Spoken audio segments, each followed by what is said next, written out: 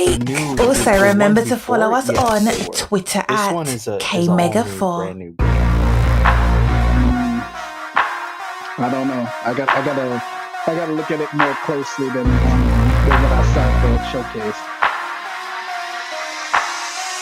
And it's not. Also, it's not. It's both Kmega4 and possibly Xbox. I don't know. I gotta. Yeah, it looks too similar to Ghost of Tsushima. And starts. I wouldn't.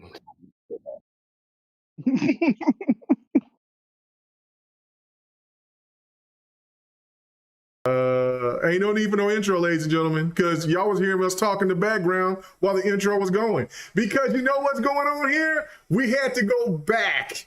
We had to go back. You might ask, what happened to the new layout? Crazy story, ladies and gentlemen. Crazy story. See, and this is why, as a person that is now gotten deep into the PC lore, into this universe here, I enjoy it very much. But this is why I always will have to be a console gamer, because of what I'm going to tell you. So I get this this morning. I'm excited because I'm ready to make this finish this montage of me roasting dark today. That was going to be the intro for the show. Yeah. And you got your breakfast and you spilled orange juice all over your computer, and that's what happened. No. I don't. No. We don't do that. We don't do that. I'm pretty finicky. I don't like putting gooey stuff and things on my keys on my controllers or anything like that. That's pretty nasty. But anyway, so I go and I look and I see from Asus, because that's my motherboard for my PC is an update. Okay, cool. It's quality update. Let's do it. Download the update, restart the PC, ready to go, ready to get started, about to go get me some coffee. Over here cracking up on the ideas that I'm going to do with this on finishing up this montage. And my PC completely goes flat. Like it just boots up and that's it. It just locks up, it freezes. And then it says it has to do a diagnostic. Go through the diagnostic, do that 3 or 4 times, nothing happens. I go through and try to do, go back to a restore. No, it says it can't do it for me. I go through the prompt. I go through BIOS. I go through as many things possible. By this time, I'm looking at it 4.5 hours past, and I still can't get in here. So I call Asus. I call Microsoft, and Microsoft is like, look, this sounds like an Asus problem. You're going to have to get rid of them. I don't know what to tell you. All right. Call Asus, don't call them. I text them. I text them. And then the only thing they tell me is that you're going to have to do a reboot. We've been having some issues with our with our new updates. Some people's stuff is been having some issues, but let us know if your PC pretty much bricks. And I'm like, well, why would you send an update like that if it's going to brick your PC? I mean, bro. Bro, it's not like it's a new thing. I mean, it's happened to even consoles too. So I get it, but bro, man. So anyway, long story short, I had to completely. This is the longest Asus ROG ally commercial I've ever. Let's hush your mouth. Hush your mouth. And so I have to cry here. And so anyway, I had to wipe it all, everything, just files and everything, because it wouldn't even let me keep my files. And so I'm like, yo, what's going on here? Anyway, I told the guys, I was like, man, there ain't gonna be no GRG, because it was already 4 o'clock at this point. I'm like, there's no way, because I gotta reinstall everything all over, OBS, everything, Discord, all this, right? And then I'm looking, I'm like, okay, well, at least I can start just working on this stuff. Then come to find out that the old assets that I had, well, for the new layout for GRG, it's gone. So, but I do have it. I had it stored somewhere else, but it's all the way, because once you get OBS back on, you can go back and you can add the stuff that you had. And so I found the new stuff, but my dumbass didn't save it like I did the old asset. So long story short, this is why you see the old bird. The old bird is saved today because I still have some cooking to do. I'm ready to roast this turkey over tonight. It's just that, you know what I'm saying? The PlayStation Showcase was so bad that I had to go the old school route, so you could not see our faces because and you can only see your dot too. I'm gonna let when everybody talks, it pops up. I'm gonna let the chat know right now. He has no proof, so it doesn't exist. Yeah. So anyway, so enjoy my Forspoken gameplay that I put together. I've been strapped. You put that together in like 5 minutes, didn't you? Bro, I just was playing gameplay and just said, let it rip. Let's go. Let's let it rip. We just have something wow. Oh, there it is. Yeah, I had it to where when somebody spoke, then it'll pop up. It just shows them, man. Yeah, it just shows them. Okay. Yeah. So I'm restructuring. So I can specifically see when the supposed venomous Viper goes at Dark Ottemis, I'll be able to see like 2 solid lights, right? 2 solid lights. It's going to be Viper against Viper, Sidious 8. Sleepy, please let us know what you called Viper the other week, because he is back. Matter of fact, let's just go ahead and get into it, because this is going to be one hell of a show, regardless of the setback. I know that you guys want to see our face on that. We'll have it fixed up and ready next week, but you know what I'm saying? My God, I'm just happy that I got to show. That just shows how far I've come. Because if this was the old we're even talking about just 3 years ago. If this was the old Kmega trying to figure this shit out, we wouldn't have had a show, and we probably wouldn't have had a show for 2 weeks. And I probably had to get them done at the bottom of somebody. I almost lucked out twice today. Yeah. I only got one. Okay. Well, anyway, let's get to it. The man of the hour. You got a lot of explaining to do, brother, man. You know what I'm saying? I don't have the montage, but hey, people do have receipts. And I cannot wait to hear your whole thought process about what you thought about this show and about how PlayStation is really going all in for games as a service. So, Dark Ottemis, what's up with you, bro? What's happening? PlayStation Nation in the house. I cannot confirm or deny these allegations that are put against me by Kmega and the rest of the panel here on GRG. I will have my lawyer contact you guys when I can make it statement. For games as a service. So, Dark Ottemis, what's up with you, bro? What's happening? PlayStation? Wow. What's up, okay. What's up, man?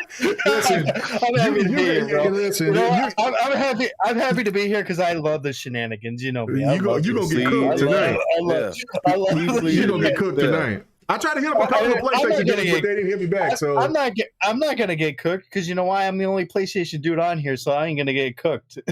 Oh, you sure about that? Okay, all right. Well, I mean, I ain't gonna get cooked because you know why? Because you know why? I'm just gonna reiterate that I cannot confirm or deny these allegations. My man. Anyway, all right. The man, the myth, the legend has returned from his workout in the hyperbolic chamber of debate. This man has been gone last week. He wasn't here last week. And I think it's because of what my man Sleepy Goblin has said, man. Dark Viperus is returned. Viper, what's happening with you, bro? Darth Viperus. I'm okay. I'm just here trying to nurse Achilles tendonitis right now. So I got to wear this damn boot for about 3 to 4 weeks. But I'm doing good. I saw the next podcast last night, and I feel sorry for Dark Ottemis because man, he got roasted last night. I mean, not as bad. So I'm gonna try to make it easy on him tonight. Nah, fuck it. I'll kill him. I'm gonna keep what I kill. That's what I'm talking about on GRG. We keep what we kill here. We do not let anything go to waste. You will not leave it here to let it run away and come back. If you don't keep what you killed, you're going to pay the price. So, no wonder Sony PlayStation guys don't want to come on here. A couple have, and then they when I've asked them to come back, yeah, the they one person they don't come back. They don't come back. Now I'm sure that Nero would come back on, and Cali Rex would definitely come back on, and a couple others. Yeah, I'm saying shout out to them, but you know what I'm saying. But others, nah. I don't see them doing it. I don't see them doing it. Sir X Man in the chat, what's going on with you, bro? He says Kmega waiting on PS5 Bud Booster games from Sony. Oh my goodness. No, it's Sud Booster. Sud Booster, is that what it is? Oh, Sud Booster. Oh, okay. I thought he was trying to say Bud. You know how I sometimes say something. Yeah, the Suds. Yeah, he's talking about the Suds. I got it now. Sud Booster game from Sony. Man, oh my goodness. Okay, and last but not least, unless I guess Loke would have already been here if he was going to stop through tonight. And so this is open since we don't have the camera. So anybody want to come on through, you can come on through. Because I mean, look, as you see, we got the old format popping. So if you have something that you want to say, you can come right on in and say your piece. But HamSolo, I want the Mogwai. You said you want the Mogwai. I want the Mogwai. Let me clear my throat. Oh my God! Are you sure you want that? Because that man is working. That man's working. Miss Patty got that man. Miss Patty must have told him she was going to give up something because that man went back to work. So I don't know. Yeah. But HamSolo, what's going on with you, bro? I know that you had a show earlier. You know what I'm saying? I didn't get a chance to catch it, but I was over here fighting for me and my PC was fighting for our damn lives. It was on our R. Kelly. But I'm sure it was bro. Fighting, boy, man, it was killing me with this shit, man. I ain't got my sound effects hooked up or nothing. Oh, man. Bro, this boy, I tell you, boy, I'm almost in tears right now. I can't believe this. Damn update. Woo, man, this makes me want to take this shit right back to Micro Center, man. Get my 4500 back, baby. God damn. Anyway, all right, so HamSolo, man, what's going on with you, bro? How you doing? I'm all right. I'm all right. Just been watching people just have utter breakdowns, and also been seeing, like when Redfall came out, you seen how some people were too loyal. Yeah, a little too loyal. Yep. Well, the tables have turned. And there are some people that are like standing up and not happy, like as they should be after that poor showing. And then there are some that are just standing 10 toes down. And then there are media cats exposing themselves. We about to light them up. I'm not talking about no like little media. I'm talking about head of big media. Mm-hmm. Like it's something. Like this is a freaking insane time in gaming. Yeah, this okay. So without further ado, let's get into it. There ain't really too much to talk. Well, everything that we do have to discuss tonight is all going to be tied in mostly to what's going on with the PlayStation Showcase. Let's get right into the showcase. I think for me personally, I'm going to just jump right on here and just kind of start it off and let people know if you didn't. I did. If you didn't see it earlier last night, I posted me and Don having our live reaction.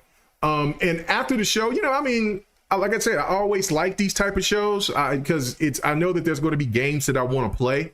And so I gave the show a C minus, C plus.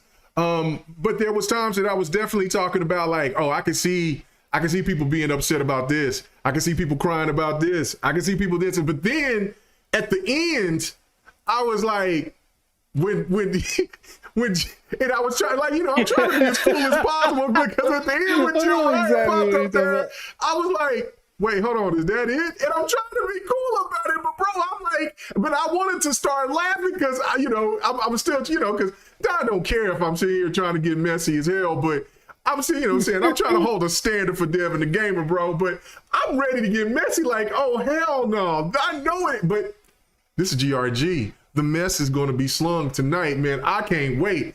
I was so shocked because the first thing I thought about was like, oh shit, Xbox got this in the bag. And I understand that like last night, Bot and a couple other people was like, no, let's not. No. You don't understand.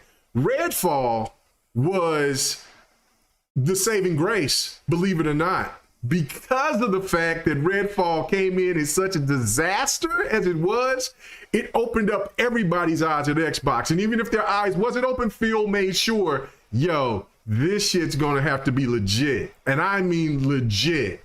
So that's why I'm not even worried about the show being mediocre or kind of coasting or anything like that. Now, if the ABK deal went through and Redfall was scored around a 75 to a 85, then I probably would have been saying like, okay, now hold on, because Xbox is lax. They're in a really good position right now. They got a lot of good news. There hasn't been no good news for Xbox, so they have to. I know they feel this way. The gamers feel this way. They don't have any leeway at all.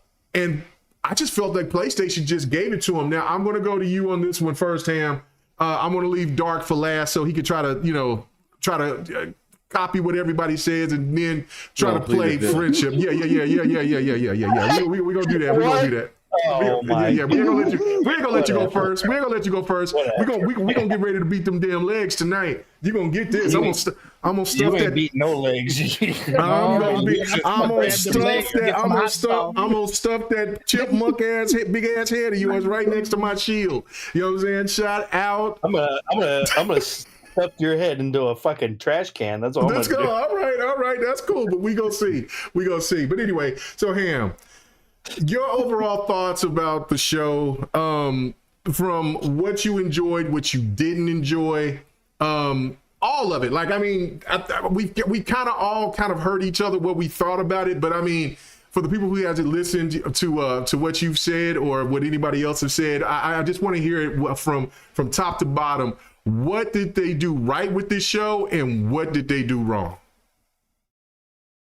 Well, I mean, kind of backed it into a corner right there with the whole what did they do right, because there is a whole lot that I don't think they did right in my opinion. I guess what they did do right is they had Spider-Man there.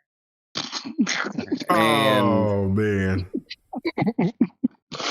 And they stood for what they have, I guess, right now. Then they're proud of it, you know. They're proud of it. I mean, they even took to Twitter and said they were proud of it. And I mean, I know that a lot of that's PR talk or whatnot, but they seem pretty stoked. I just don't know a whole lot to say about that. They just didn't seem like they really told me anything. Like, I felt like I went into that showcase expecting to see some crazy new things, and I've seen a couple new things. I'm not going to discount that. Like, yo, I'll give it up for them for having Helldivers, I guess. You mean Second Extinction 3, the third Extinction? Yeah. I was gonna allude to that. Because that just looks like a really gorgeous Second Extinction, and that's fine. You know, if it ends up being really fun, like Second Extinction wasn't that fun to me. But I gave it a chance, and I'll give that a chance as well too. You know, especially if it's something I don't need to pay $70 for. Like that ain't happening. Okay, what if that game is $70? That game's $70. It will be.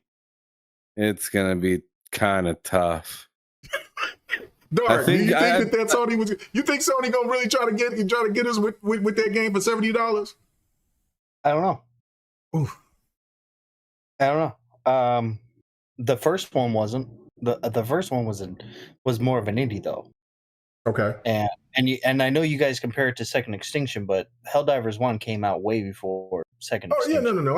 I know that. I'm just being I'm being messy. I'm being messy. I'm basing it off of what I saw last night. Yeah, right. No, Helldivers 1 came out before We just said that, sucker. Now, please. Now, I just asked you one question. It's Ham's turn, but I just wanted to ask you just this one question. You asking me questions that you need to ask my. Okay, Ham, please continue. I'm sorry, bro. No, you're fine. So if I'm looking at this whole showcase and I'm like giving it a grade, I feel like I was generous. I gave it a 6 out of 10. Mm-hmm. All right. Okay, fair. And the reason I did that is because it has a few games, like I said, Helldivers I was interested in. There's this game that looked like a Zelda version kind of game. I don't know what the heck it really was, but like she jumped off of like a cliff or something like that and was like floating on a glider. And I was like, oh, that game looks pretty dope. Metal Gear, been waiting to look forward to that. But hey, some of the stuff that I'm talking about, other than like maybe Helldivers, a lot of that's like third party games. Uh-huh. And it makes me like feel like I'm overscoring it. Like the showcase. Because like if I were to score it like a pony watching the Xbox showcase now. Oh, let's go. Let's talk about it. Then like I mean let's be honest. Then it's like a 2 out of 10. Ooh, oh my God. Damn. Ooh. Damn. Because literally well okay, that's me saying like, you know, if I want to be an asshole about it, that's what I could say, because there is only one game with gameplay that I'm looking forward to, that I know I'm gonna get day one, that like goes without question. Like Helldivers, I need to see more. That game looks unfinished. That game looks a little unfinished. Yeah. What like I don't even know, like what the heck is Concord? What is a burger delivery simulator? Bro, like, I don't know. It was that Uber Eats. Like, you know what I'm saying? I was wondering if he spotted Carl's Jr. on his way out of town. Like, bro, that burger looked succulent and juicy, but I mean, what else was going on there? Like, I don't know if, that was an alien burger. It still looks succulent. I mean, that shit was bouncing. You see that thing looked bouncing. It was jiggling like it was still alive. Jiggling like Stellar Blade. Yeah. Like Marathon. I mean, shout out to Bungie. I'm happy that they're continuing to make something new that's cool to see. But I mean, come on. Like, it's like that showcase just showed so much like tone deafness. Like, I feel like if anybody gives that as an excuse as to like Activision Blizzard and this stuff, and they didn't want to show out, like BS, man. BS. What you did instead, because a lot of people already know about a ton of stuff going on and working, and it isn't like some of this stuff probably wasn't already in the courts of like what people are working on and stuff like that. I don't know about any of that stuff, but I figure something, you know, people on the inside know a lot more than us on the outside. So I just that showcase was as tone deaf as you could possibly get. From the oh my goodness, like I was watching a few different people that do their own, streaming or have their own channels, and they were watching the showcase, and I've never seen them as disappointed in their own team as they were the last like 2 days. Never. And I mean never. Like they were so mad that they somehow figured out a way to talk about Xbox within it. With one person being like, these Xbox motherfuckers might like this shit, but we ain't standing for it. We don't do this shit over here. And I was just sitting there laughing, watching it like, obviously y'all do. Right. We seeing it live. Like, welcome to the gym. Welcome to the Jimmy era. Like, oh my goodness, it's looking tragic. That was the last thing I expected from going to like when I first seen Jim Ryan pop up on the screen, I was like, okay, here we go. Like Xbox, I hope you're watching closely. Like usually, like even on a bad showcase, I feel like Sony still has more than what just happened. Like they at least have a few, and they at least give you some sort of hope on into the future. What I left with yesterday was more questions than when or not yesterday, but the day before or whatever. When I left on Wednesday after the showcase, I left with much more questions. Yep. Than I started with. I was just like, hold up, where's Silent Hill? Where's Factions? No Wolverine? No Rise of the Ronin? No Twisted Metal? No, I mean I'm not even a fan of this, but no Horizon either? No Horizon nothing? Wait, okay. Oh, Gran Turismo. Oh, wait, that's just the movie. That's it. There's not even in the game right there. Oh, Concord. Oh, wait, that's a burger. Oh man, like it's just a burger, bro. It's just a burger. Like, bro gave me a burger. Oh, VR. Oh, VR. Oh, Beat Saber. Damn. You know what I'm saying? Like it was just confusing. I'm going to say you were getting this. all this stuff, and you were getting everything with like I've heard Xbox get clowned by this for too long. Yep. But all I got yesterday was not real gameplay or running on a PC. And I've heard a million times that CGI running on a PC, not running on the console is not how Sony does it. Well, oh my goodness, that was the entire showcase. I don't know what was. Can we? I mean, I don't even know. Oh man, Spider-Man. I'm sure at least. Come on, that had to be running on a PS5, bro. Like, no, come on. running on a PS4. Oh well, okay. Well, stop that. Don't come on now. Stop that. Oh, there's so much to unpack here on this show, but I do got to hit this super chat. But I got to ask you a question too, as well, Ham. Okay, Sir X-Man. He said, "Let me clear my throat. Sony don't want that smoke, bro."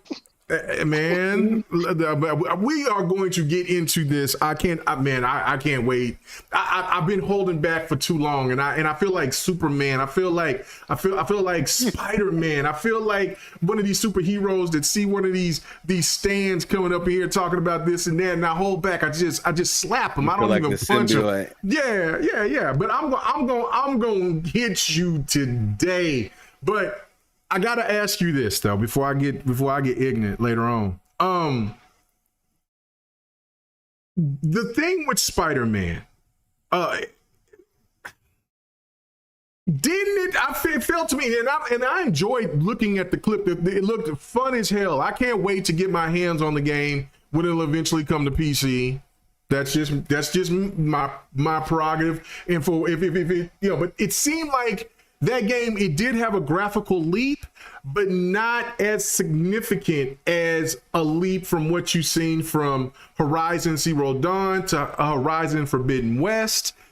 And I could see this game, even though they probably won't do it, but couldn't you see Spider-Man 2 being a PlayStation 4 game? Come on, Kmega. That game looked like Clay Fighter. Stop that. Don't you do that. Don't you do that. Man, Beast of Truth, man, he had me in tears for about an hour, bro, with that clip. I died, bro. I said, man, you a damn fool for that one. The Beast of Truth had me in tears, honest to God. I see that little post. Like, see, I'm like, y'all just extra messy tonight, man. See, this is why I stay inside, because man, the gaming streets is murderous tonight. But no, okay. So Ham, you bad for that, Viper. But I'm not saying that to be in a disrespectful way towards Spider-Man, because the game looks absolutely fun. But it doesn't look like the graphical leap from what we see from Horizon Forbidden West to Horizon Forbidden West. And Horizon Forbidden West is a PlayStation 4 game. So why would Spider-Man not be on PlayStation 4? That's just my thoughts when I'm looking at this game. What do you think? You know, I kind of thought similarly as well, but you know, I looked into a few things. Mm-hmm. It's definitely better than the last one. Like it doesn't look as shiny and stuff to me, but yeah, let's also remember it's not winter, it's not snowing, there's not water all over the ground and stuff like that. So it was like really shiny in the city compared to, it looked like it was fairly dry there, or just a regular day. Yeah. I like it. I like your confidence in this. It looks better. Like for instance, when you're in a dry area in Ragnarok compared to when you're in a snow area, it looks a little bit sharper usually in the snow areas and whatnot. And I'm just taking that into consideration. I'm not in, but like the water does look better. Being able to swing faster, being able to what is it called? Wingsuit, flying through there. I mean, I'm just hoping that they can figure out like get the whole 60 FPS thing going, because they showed that all at 30 FPS, whatnot, which is fine. You know, I mean, I'm still gonna buy it and play it. I'm going to act a fool tonight, because I'm going to be the one to act a fool tonight. I'm going to be the one to be the fool tonight. Bro. You just said it's 30 frames per second is fine. Are you telling me that's fine now these days? I'm saying I'm going to still buy it. I said I'm gonna still buy it because I've been looking forward to this game. But I'm not. No. You are part of the problem.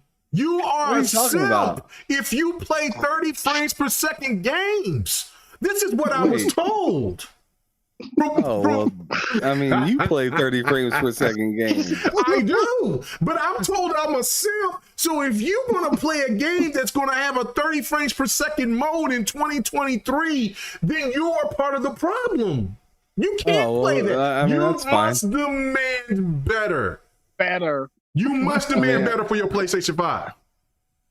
Okay. I mean, I'm not a pony, so this isn't directed at me. But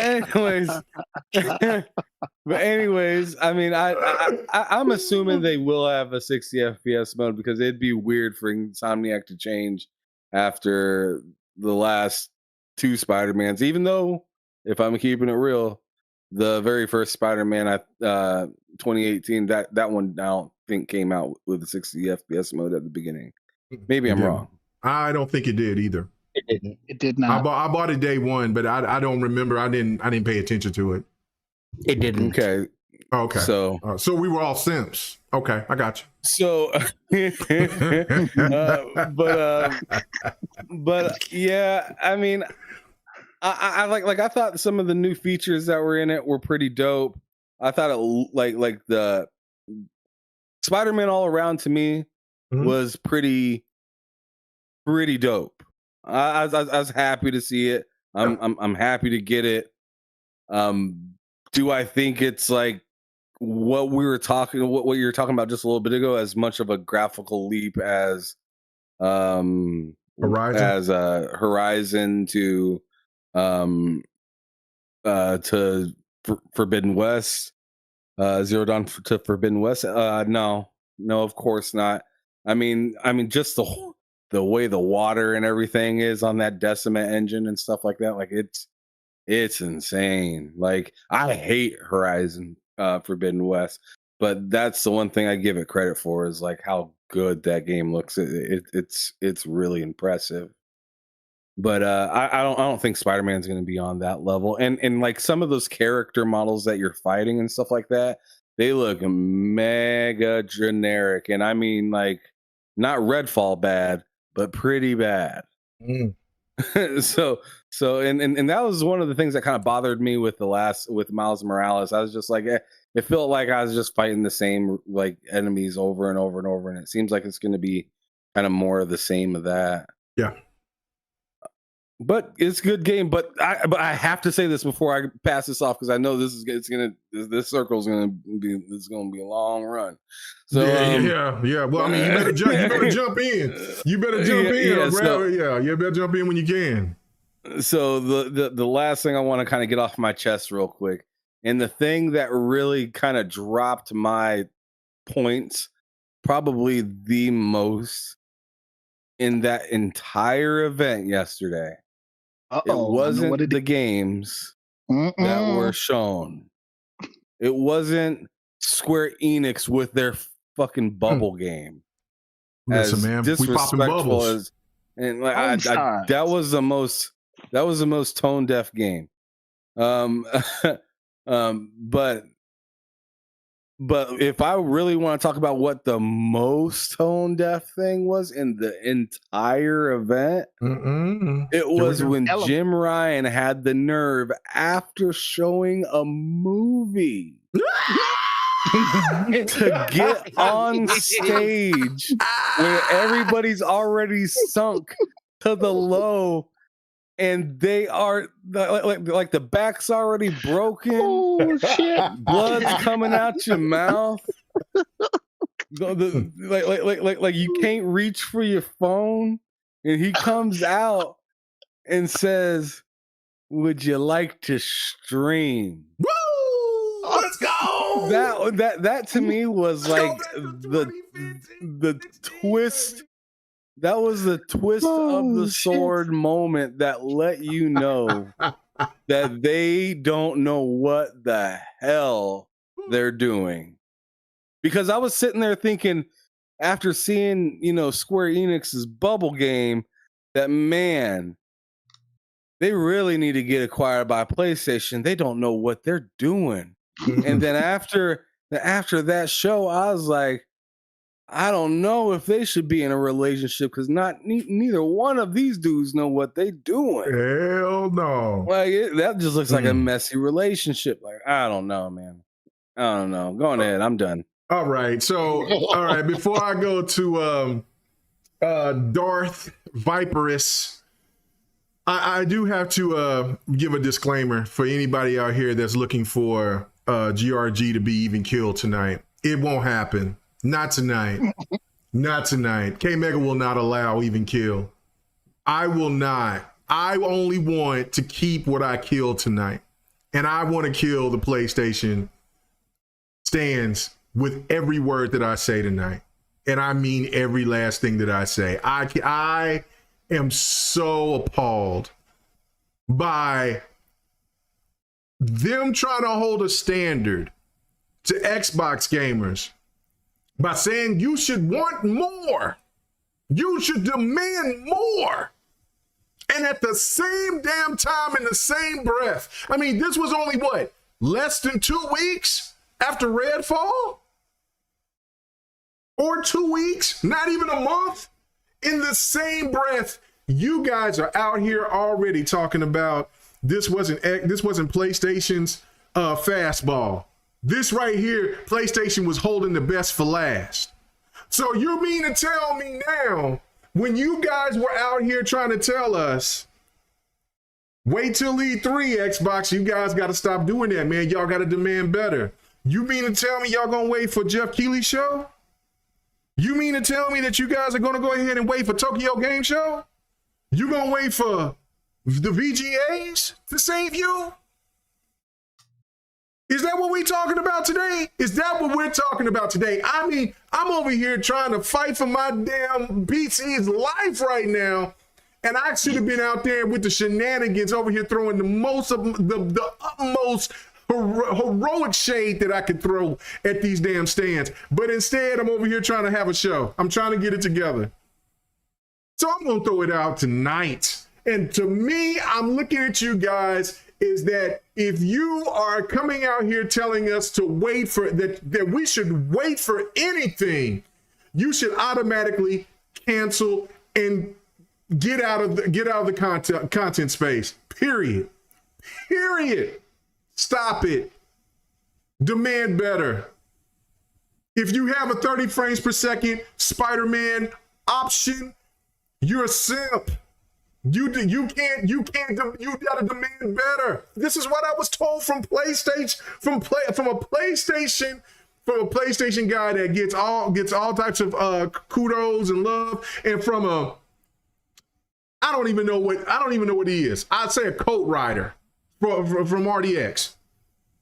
And you mean to tell me I'm a simp because I will still play 30 frames per second game? I cannot wait to see how many simps that's going to be out there going to be playing Spider-Man in that 30 frames per second quality mode and showing me those pictures in those 4K 30 quality mode. I can't wait. God damn, I wish I had my camera on so you can see me bouncing and happy about to preach. Lord have mercy. And the same people that was telling me that I was the problem, they're going to be on that Spider-Man day one. And do you think Kmega is going to sit back and let that shit slide? Nah, bruh. They fucked around with the wrong one. They never should have opened their mouth. Because if I see anything from their videos, I don't even watch their shit, but I will. Once they start showing that Spider-Man shit, start talking about it, I'm going to light their ass up. I don't do type of videos like that, but since you want to call me out like that, I'm going to get you. I'm going to keep what I kill. Now, Viper. Let's go ahead and let's hear what you got to say about the PlayStation Showcase. Let's go. All right. I will tell you what I did like about that showcase. I ain't like shit. That was some dog shit showcase that they put out there. Come on now. PlayStation greatness my ass. Come on. The only game that was on there that even interested me in the slightest was Phantom Blade Zero. That's the only game that interested me. That game is fraud. I don't want to believe it's real. I don't even think it's real either. I think it's a mobile game, but I'm hearing from certain ponies that no, that's a better 3D AAA game, and it's not a mobile game. So yeah, all right, whatever. But another part of that show, you already mentioned it, was the Lord have mercy, Gran Turismo movie. Yeah, TV. Movies. Well, I guess it's gonna be different because it's gonna be movies, subscription, TV shows. Now, I guess that's the difference. Now, Lord have mercy. Yeah, movie. And then all of a sudden we get the PS5U, or shall we call it the PU? That thing was a stinker. All right. Oh man, stop that! Stop that! I thought that looked slick. I thought the design looked slick, even though they just kind of chopped it up. No, it didn't. There was zero. I'm sorry, Viper. I took that personal when I seen that. When I seen that, my score tanked for that entire goddamn showcase. I seen that and I was just like, I reported on that on my channel back in like early April, I want to say, because there was like a rumor going around, and I think it was like Tom Warren or something like that put it, or like like somebody put it on Twitter, and I reported on it, and I was just like, this can't be real. This can't be real.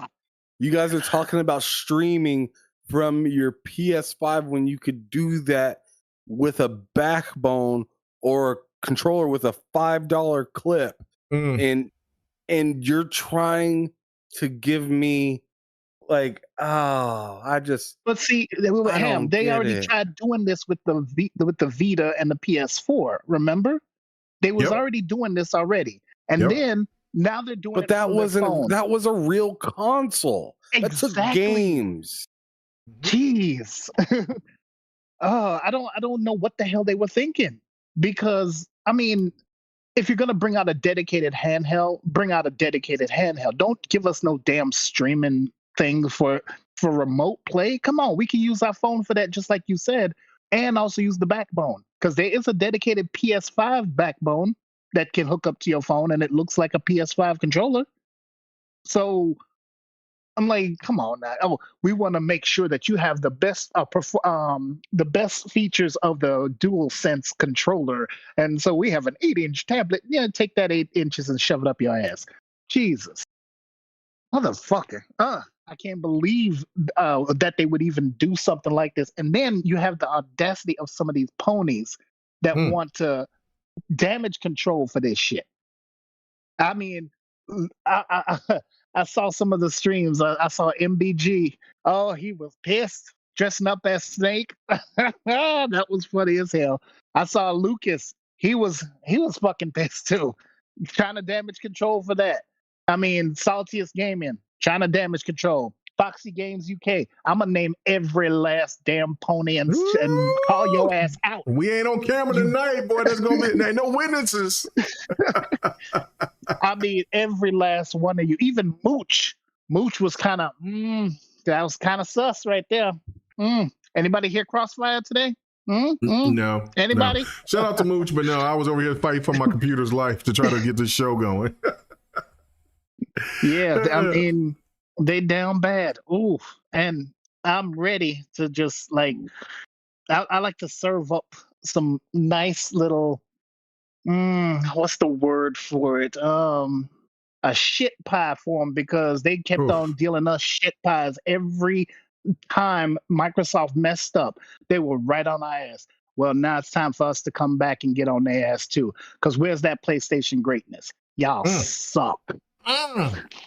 Anyway, bring the pony in so we can break his damn legs. Oh, I'm done. God. Oh my goodness. Okay, before we go to do that though, man, I think I gotta read a couple super chats.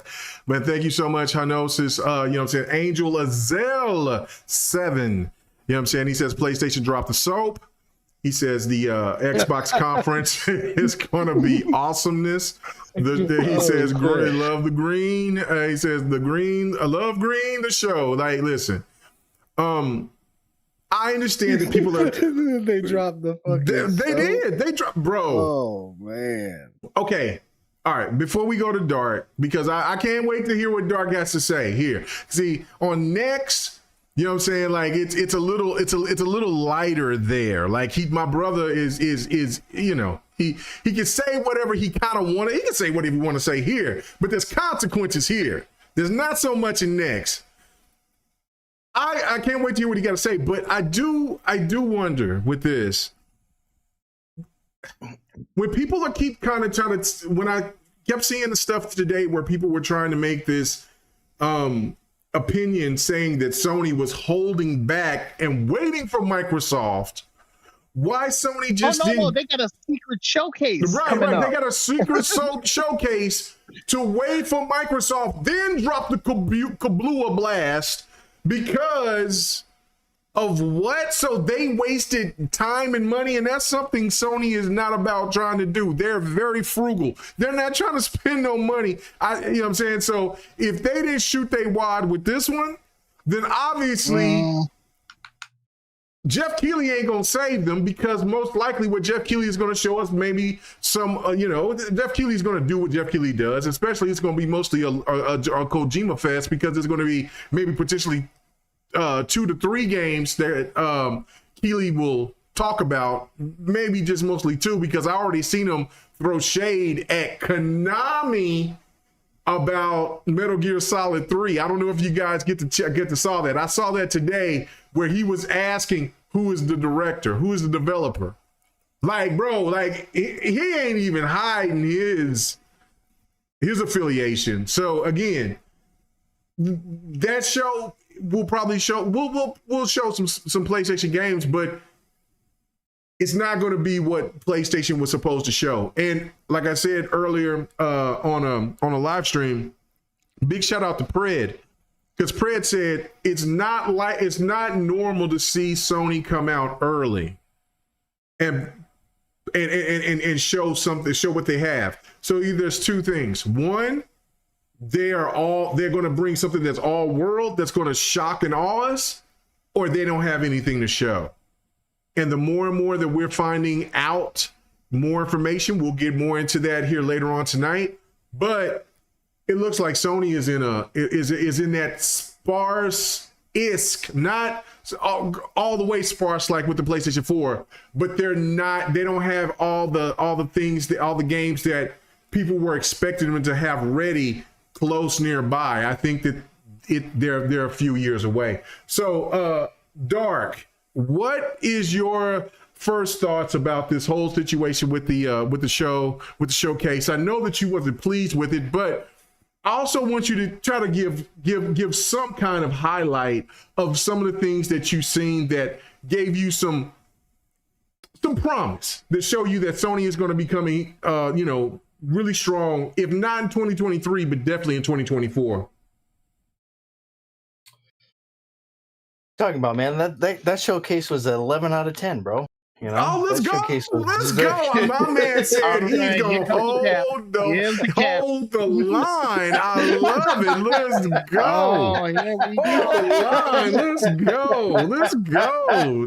Represent. Oh shit! No, man, that shit was worse than dog shit, man. I don't even know what's worse than dog shit, but it was worse. Man, it was, oh god. How did it taste? Tell me, how did it taste? I don't even taste it.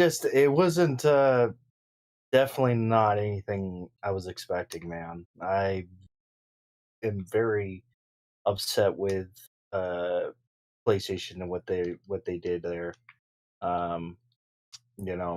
I mean, it's hard out here to be a gamer right now. I feel. because we're just getting shitted on left and right, just left and right. They don't give a shit about the gamers anymore, man. They only care about the casual market, and that's understandable, because the casual market is the one who buys the most crap. They follow for the they go for all the crappy ass fucking games as a service bullshit ass games that they showed off at that fucking show. And then they got, you ain't gonna get no fucking monetization tonight, so you better that's fine. That's why I still do have my HelloFresh people, because I still have my HelloFresh video, but I wasn't going to show it tonight. So that's I get it. So it's all right. Go ahead. Continue. Sorry for digging into your pockets there, Kmega, but I gotta get it's only nickels and dimes. You know what I'm saying? Something that my boy Xbot don't give me, but that's all right. Shout out to Xbot. Well, if it's nickels and dimes, maybe I'll throw in some money. You see that, Kmega? You see all these ponies trying to dig in the Microsoft pocket once again? I see, because they broke as hell. That's what it is. He's like, we had a bad showcase, so I'm gonna demonetize your ass. I'm gonna demonetize your ass. Man. Damn, that's hardcore, bro. The yellow check is coming. Coming Exodus. So what? Hey, Sleepy Goblin, what's the yellow check? What's the yellow check from YouTube for me? It's gonna be yellow darkness. YouTubers. Go ahead, brother. Keep it going. Because I'm going to demonetize myself, because I'm going to get ignorant. Yeah, it was it was just a fucking shit show, man. That show should have never even graced the internet ever. Ever. That bad? That bad? Dude, you know how many times I've watched this damn showcase? I usually only watch it like, twice. I had to watch it another time just to see if I could get anything out of it. Soak in all that trash. I wanted to see if I could. He wanted get that anything. PlayStation stench. That's what I wanted to. He see wanted if to I could. sniff. Hey, that listen, wafty. I'm talking right now, all right? I didn't talk over. Shut your fucking mouth. All right. You keep your goddamn fucking mouth shut. All right? I'm gonna break your legs, and I'm gonna You eat ain't it with some breaking hot shit. sauce. You're gonna be sucking on some fucking teeth pretty soon here. Nah, you be let's go. The teeth. Let's go. Oh my goodness. I love you, Viper. I break your legs out of love. Oh my god. Get ready to sign your contract for Xbox. Oh shit! I ain't signing no contract. You gonna sign it after tonight. I'll tell you that. But yeah, man, it was. I mean, the thing is like, yes, there are games that I'm excited for. There are games there that was like, oh man, that's cool, But it was all third party stuff, man. There was literally there was only one first party game there, and that was Spider-Man. That was it. Like, I mean, you can sit here and tout, oh well, they had this game, they had Phantom Blade. Those aren't first party games, though. Those are not first party games. The one from Jade Raymond was a first party game. Yeah, but what did we see of that? What did we see of that? Nothing. You saw a trailer. Yeah, a trailer that looked like ass. That looked like 2 packs of ass. That's what that shit looked like. That shit looked terrible. Get out of here. Get out of here with these freaking games as a service bull crap. Like, this is ridiculous, man. I cannot believe that they even had the audacity to show this stuff. Like the audacity to just be like, "Oh yeah, here you go. Here's our showcase." And not even remotely talk about the games that have been missing for over a year now. Stellar Blade, I understand that those games aren't going to come this year, but you could have showed them and been like, look for more information in 2024 or some shit like that. But no, we're not going to show any of that. We're gonna take a play out of Xbox's book and just show you games that we're coming within the next 12 months. Like, are you freaking kidding me? Get the hell out of here with that crap. Like, here's the thing. They're listening to these freaking dumbass freaking pony fucking bootlickers over there that fucking sit there and they sit on their pony contract ready for you right now. Xbox Angel. Contract ready. Come on down, Dart. They sit over there on their fucking high horse, sitting there talking about how much greatness PlayStation has. But then they have the audacity to come out and be like, "Oh yeah, that show's not that bad." Are you freaking kidding me? And then they have the audacity to say later, "Oh, well, I don't want to see games that are like, 2 or 3 years out." Like, are you fucking kidding me? Really? Seriously? Like, are you stupid? Are you retarded? Because you sound retarded when you say those things. So like, you're trying to say they're moving the goalpost, huh? Oh yeah, dude. They move the goalpost all the freaking time, man. Every single time I turn around, they're moving the fucking goalpost. And it's always like, oh well, we'll just wait until Jeff Keighley's show. And I'm just like, are you kidding me? You're doing exactly what Xbox dudes do. You're doing you become the Xbox dudes. You've become the Xbox dudes. That's what you become at this point. If you're gonna sit there and you're gonna say that, oh, PlayStation, they're doing so great right now. They're doing fantastic. Granted, yes, they have games that are out right now that are good. They do. They have good. They have good. What games are those? Please let us know from PlayStation that is out right now that are good. That they haven't come, not this year. I'm talking about years past. Oh, okay. I'm talking about years past. Okay, I'm talking about years because I'm still trying to see this PlayStation avalanche of 2023 titles. No. The 2023 titles, it's only Spider-Man. Okay, let's just make that clear right now. It is only delayed. Spider-Man, and it might be getting delayed because unless they are planning on pulling this whole God of War bull crap that they did last year with the whole freaking wait until like October to announce that the game's coming out in November crap. More dick pics incoming. I hate that. Stop doing that. Stop freaking doing that shit. It's stupid. Don't freaking sit there. If you know that the game is going to come out in the fall, give it the date and let's move on. Let's be excited for it, and then show us more stuff and get us hyped for it.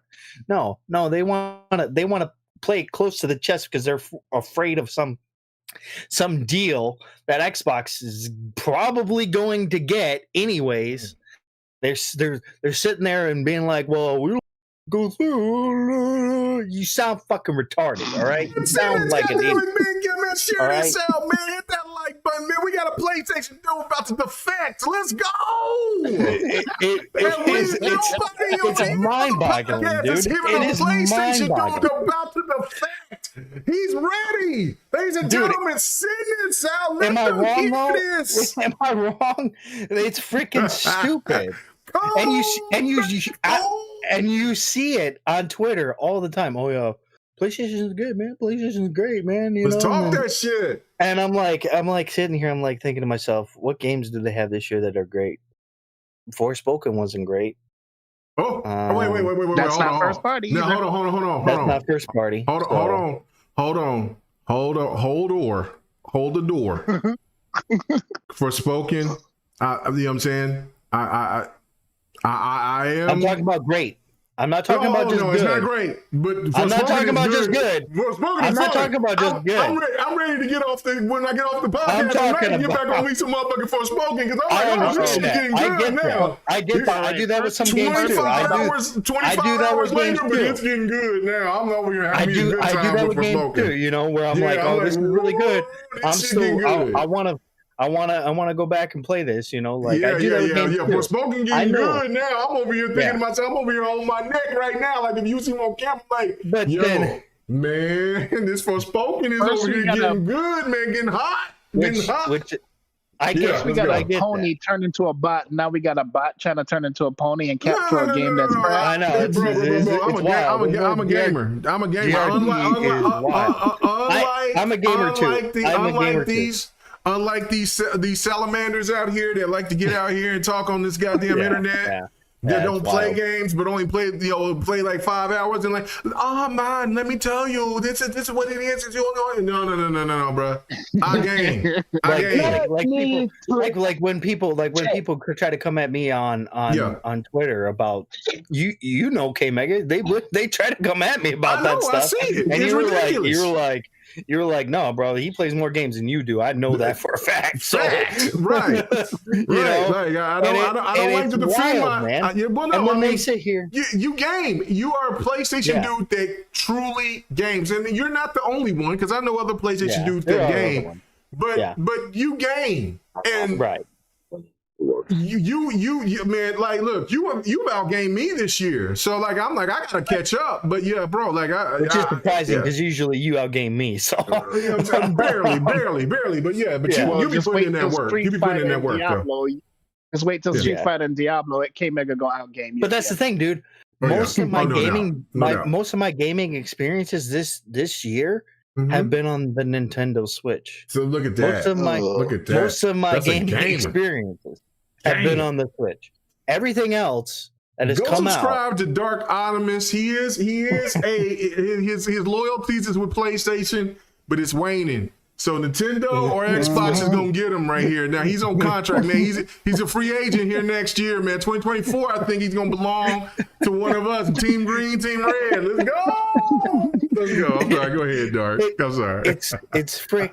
It's wild, man. And then they come out and they have the audacity to come at me about games and then they're sitting here talking about how good this freaking showcase is. Are you freaking kidding me, dude?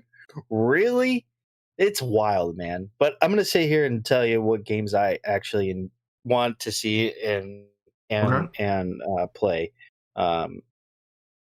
Oh, dude, you know what? I'm gonna go on a rant right now and just bear with me. Let's do it. Hey, man, I'm gonna shut up, man. Let's go. Because what the fuck do Look at you me think you're doing? Street Fighter, baby. Sony? Street Fighter 5, 6. I can't wait. No, 6. Let's go. And Wild Beat Rants. What the fuck Watch, I'm gonna get my ass beat. You're doing? What the fuck do you think you're doing, PlayStation?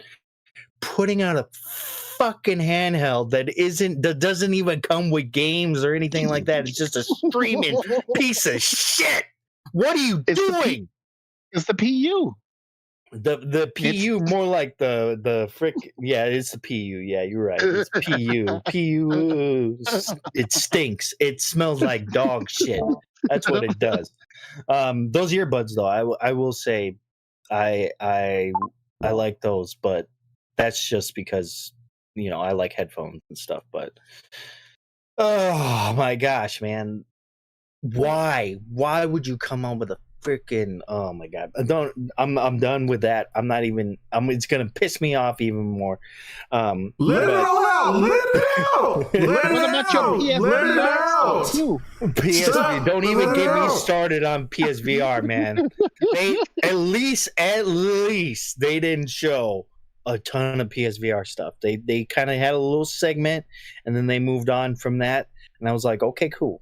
I'm cool. But why did they wait to the last minute to show PSVR instead of at the beginning? And how come they didn't show Half-Life Alex? Yeah, that I don't know. I don't care about VR, so I don't know.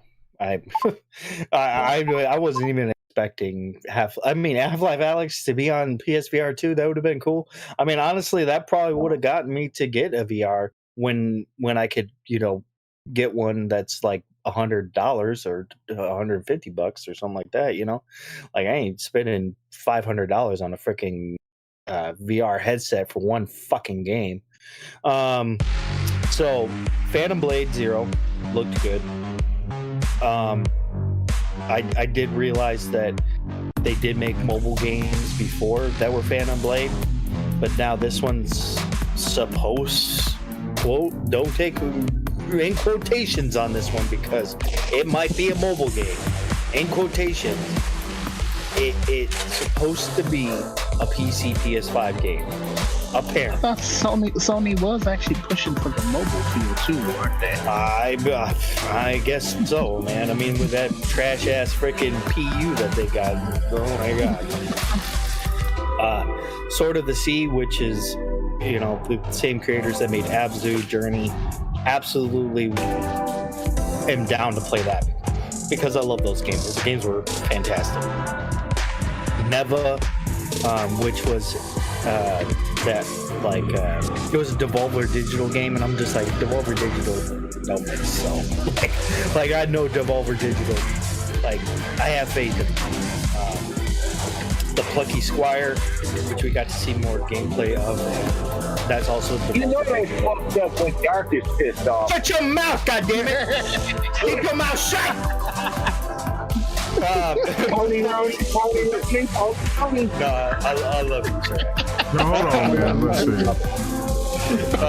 The Plucky Squire, awesome. Can't wait for that. Sorry, guys. I didn't think that was going to be that long. I was trying to hit a button and it went crazy. Sorry. Go ahead. Alan Wake, coming to October 17th, 2023.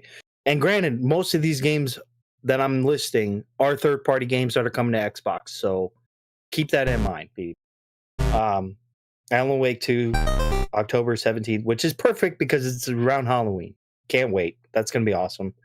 Wait a minute. Hold on. Don't forget, Alan Wake 2 is only digital, and it's $50 on console and $50 on PC. Right. I'm getting it on PC for $50. Yeah, that's yeah. You probably would have a better deal on Alan Wake 2. Assassin's Creed Mirage coming October 12th. that's only going to be $50 on console. So the standard edition is $50. The collector's or deluxe edition or whatever is like 60. So if you want to, feel like you get something there or whatever. That comes out October 12th, so that's going to be good. I'm excited for that. I love Assassin's Creed. So Grand Blue Fantasy Relink, which we got to see more gameplay of, and I'm like, okay, I'm cool with that. I like JRPGs, so I'm good with that. Dragon's Dogma 2. I was all like, hell yes, dude. I can't wait for that because I love Dragon's Dogma 1, and that game got so many revamps and remastered and remastered and remastered. Man, that game got more remasters than The Last of Us, dude. Got a lot. Got a lot. That's for damn sure. Street Fighter 2. More than Street Fighter 2. Yeah, that game got a lot of remasters.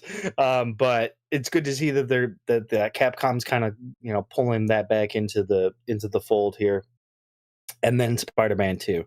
That right there was like, okay, that was its only saving grace. That's the only reason why that showcase didn't get a 0 out of 10 for me. Oh, wow. Like that game right there was the only reason why and they didn't even give us a freaking release date, dude. No, fall 2023, guys. Get out of here. All right, get out of here with that. So wait a minute. So but Spider-Man 2 So there was more than just one first party title. There was obviously you had Bungie, you had Haven Studios, Firewalk Studios, and of course Insomniac. So you had about 5, well, I would say just 4. Because remember, 3 out of 4 of those games were games as a service dog shit that no one gives a flying fuck about. So, and one is a remake of an original game that Bungie came out with before they did Halo. I have faith in Bungie, though. I do have faith in Bungie because they've done Destiny, they've done Halo. I will say, Marathon, even though we only got CG trailer, I'm all like, okay, maybe that might be interesting. Yeah, but they changed it up from what it was originally. Yeah, I know. It was only a single player originally, right? And you actually had somewhat of a story, but now it's just games. Completely game as a service. Probably no story. I don't know. It might have a story if they. I don't know. Maybe we'll see. I mean, we got to see more on that one. But most of those games you're talking about, Viper, we didn't see anything on them. We just saw CGI crap. That's all we saw was just CGI crap. That's it. Yeah, we saw the jiggly hamburger. The only game that we actually saw that was actually some gameplay and actually we could actually be like, oh man, that's exciting, was Spider-Man. That was it. That's it. Yeah, but it's the same old, and it looks like a PS4 game. I don't know about that, man. I'm not gonna say that. Spider-Man looked good. Spider-Man looked good. It looked good. I think it looks good, and I'm excited for it because I loved the first Spider-Man. I loved Miles Morales. Miles Morales was better than Spider-Man 2018, but this one looks really good. I love that they added the whole wingsuit, that the webbing to the suits, which is in the comics. So and then I thought the webbing was already on Miles Morales in the previous game. No, it was not. No, it was not. No. Oh, you know what? I'm thinking of Into the Spider-Verse because he did have the wings on Into the Spider-Verse. Yeah. All right. Let me know when y'all ready. I'm ready to lay some smoke real quick. So I got to get this. What the hell are you talking about, man? We can't even understand you, bro. Yeah, man. If you came in here, but you gonna have to sound clear. You can't be coming in here talking on a cricket phone or some or I got T-Mobile. Walmart phone. That's why he's got T-Mobile. No, I got T-Mobile. My shit works good. So no, you all right, but man, that shit was sounding like a Walmart phone from T-Mobile is shit over here. 1999. Let me go get my other Bluetooth. I'll be back. But yeah, man, it was just such a freaking disappointment, man.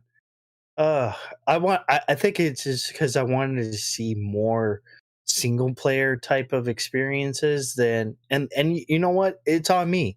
It's absolutely on me to even be excited for it. I shouldn't have been excited for it. But it was like we hadn't had a showcase in like almost 2 years, you know, Yep, and like almost not 2 years. Yeah.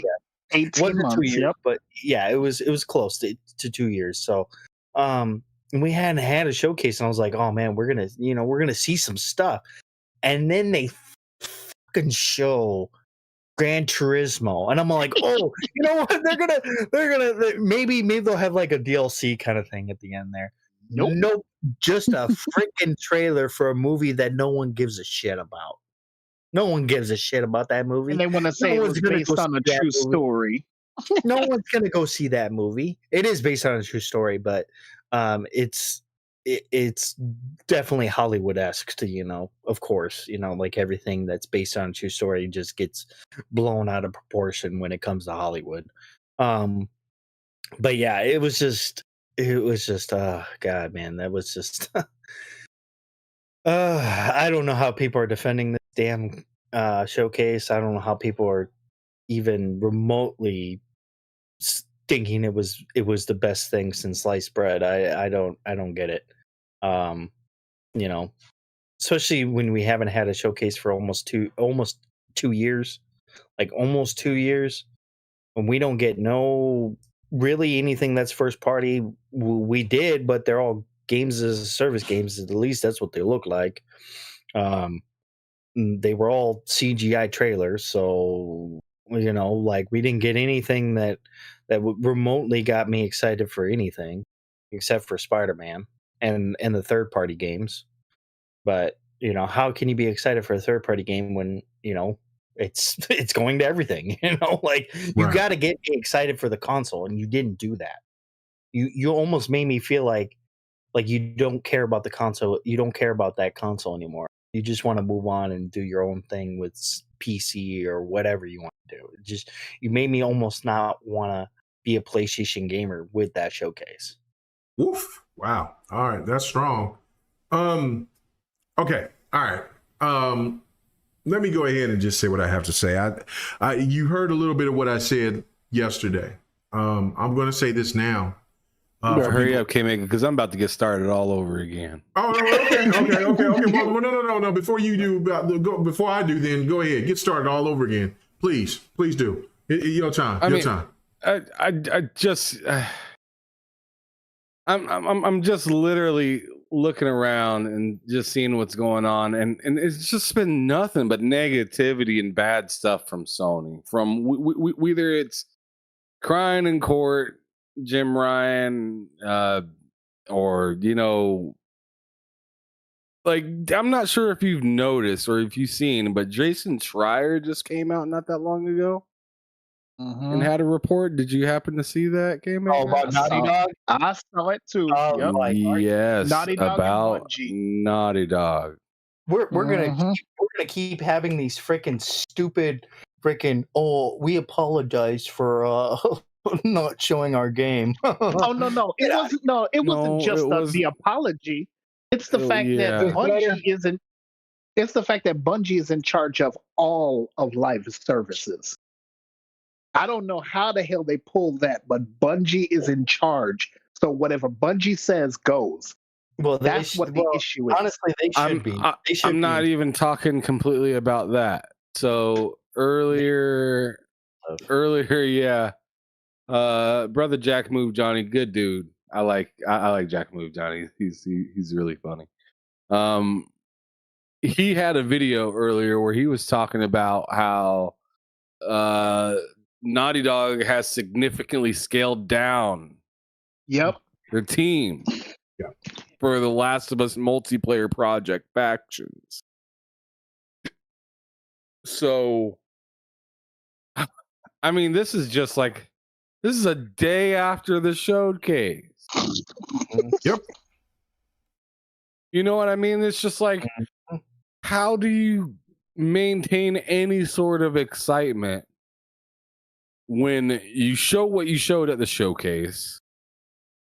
Everyone's like thinking, at least those of us that are paying close attention to gaming and whatnot are thinking, yo, Square Enix is really getting really buddy with Sony, and so Square Enix shows up on their stage, the same stage that announced the PS5, the same stage that announced games like God of War and Horizon.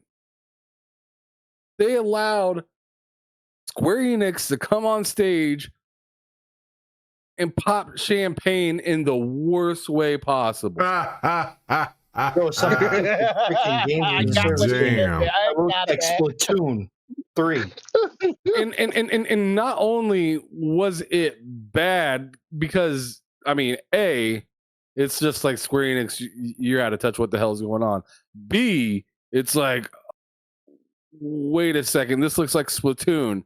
And then C, they go from the CGI. Oh my God. I wish you could show this on your screen right now. They go from the CGI of that game into the gameplay. And it was it was tragic. Like I cannot I can't overemphasize how bad that transition made everybody feel. It wasn't just the podcast that I was on with 108 Dragon, because I seen that transition and I was taken aback. And I don't mean I was taken back. I was taken aback. It gave you the bubble guts, didn't it? I tweeted out a little bit later that day. I was like, man, that foam game made my tummy hurt. because there was just no reason for that game to be there. Of all the games that you see that have come and gone within, I mean, fuck this generation, just the last year. All the games that are come and gone, and they are really shoving live service in your face. And not only are they shoving it in your face, it's almost like they're teasing you with it because they can't even tell you when it's coming. Yeah. Right. Yeah. So it's just like, did we get? You want this nasty ass thing right here? You want this sick thing? Prepare yourself, because I'm gonna give it to you, but you don't even know when it's coming. Bro, don't do that. Don't do that. Don't do that. It was so wrong to me, and that game stunk so hard. And I'm telling you, when it transitioned, everybody was just like, "What is this Splatoon? I see what you're doing." Everybody and their mom knew what they were doing. And I said this with you on your show when you did like the thing right after or whatnot, or the following day, the following morning or whatnot. Right. I said with you, I was just like, bro, like I remember back when Square Enix made the game that you copied. Right. Yeah. You know what I'm saying? They made games that other people were like, yo, they're on another level with this. That, right? We need to make that version. Right. Okay. Square Enix now is like, they're somehow making themselves look messier than Ubisoft. Oh, let's start this over again. I still got some talent. skills left. Let's go. We showing it right now. We gonna get some phone. Oh my goodness! Right, I'm telling you, the part right when it goes from the CGI to the actual gameplay, it's just like, bro. And I knew right from the bat that it was going to be. I was like, this is an online game, because I knew the way that they had them squared off, but I didn't know if it was going to be a online fighter or if it was going to be and then when he said it's go time, I was like, oh, but it looks colorful, it's pretty, but yeah, okay. Oh, stop it. It doesn't look any of the sort. You know what you meant to say is it has colors. Yeah, it does. And it attempts to be pretty. At first, I thought it ain't pretty, it ain't good, I mean, I swear, if that game takes off, I mean, never listen to me again. I swear. It won't. I swear I was watching an April Fool's joke, because that's what I thought. It looked like a terrible joke. And the thing is I was watching some of the showcases from other people and stuff like that, just to get their reactions and whatnot. Because you know, sometimes after these showcases, I like to watch other people's reactions. You know, just to see if I was, you know, just to see if I was on level, or if their takes were way crazier than mine. You know, stuff like that. And it was like, not only was I right, but I almost undersold how bad it was. Because the disappointment on those guys watching spaces were, my goodness, you would have thought they lost a family member, bro. Like, it wasn't good. We're gonna let shout out to BG. Shout out to BG, man. He was so angry by the end of his show. He didn't even want to see the triangle, square, X, circle that kept popping up on the screen. He was like, show me that shit again. Like, he was so mad because they were showing these shitty things. And I totally get why he was mad, because each time they transitioned, it almost felt like the last couple games were a joke, that they're finally transitioning. And I've done that with an Xbox showcase before. I've seen the transition. And I was like, okay, here it comes. This got to be it right here. And then about after 5 of those, you're just like, all right, what are you doing? And that's exactly what he was saying. He was just like, what are we doing? I don't want to see this again. And then right when he said, I don't want to see it again, we saw it again. It got worse. I'm happy he didn't. I'm happy he didn't have his headphones on, and he was so angry in the moment that he didn't even see, or maybe he did see, but he didn't even give any attention to the streaming handheld. That happened right after the last PlayStation thing happened. And I was just like, thank goodness. He might have chucked his headset if he heard that. Something might have, because he already chucked his headset once and the battery came out of his headset and whatnot. He was mad. I'm telling you, he's not, like I've watched about 3 different reactions from PlayStation guys out there that, you know, they fanboy, but like they also like they'll be mad when something ain't right. They ain't gonna just sit there and like just, oh, it's okay, you know, it's fine, this is fine. No, like when I heard that they had the reactions that they had, I was just like, I gotta see this. This is something, and it really was, and it was. I mean, I'm seeing this gameplay, Kmega, and I'm getting mad. I'm seeing it. I'm like, I want. Look at right there, right there. Oh my god! You gotta get homie. What is this? Welcome to the land of Mojo. Here we find you guys got that contract ready yet, or what? Squire and his friend. Quiet. Oh And my damn it, god! Bert, I Like, hate you. You know why? Because I was gonna roast your ass tonight, and then you decided to switch, bitch. I want them legs. No, he knew he was smart. He knew what he had to do tonight. What are you talking about? He knew he had to do tonight. He knew he had to do what he had to do tonight. He knew I mean, when they made that brother with the afro do a million front flips and belly flop, I was just like, cap. What just cap here. I want to play this game right here. When I saw this game, I said, oh, I'll play this, because for me, honestly, tripping. Oh, the Plucky Squire? Yeah, the Plucky Squire. No, honestly, because a game that, this is the perfect game for when I'm playing those big open world titles, or a game like right now for Spoken, I'm 30 hours plus into it. You know, I'm most likely going to probably be 60 plus. Foam blasters or foam whatever. No, the Squire game, Plucky the Lucky Squire. Yeah, Oh, no. my This is a goodness. game that I could just jump into, play. Not, I don't have to beat it or anything, but I can enjoy it, right? And then when I was But you like, go Gonna ahead. get some. The first thing that I saw with this You was about lost a panel member. You know. what?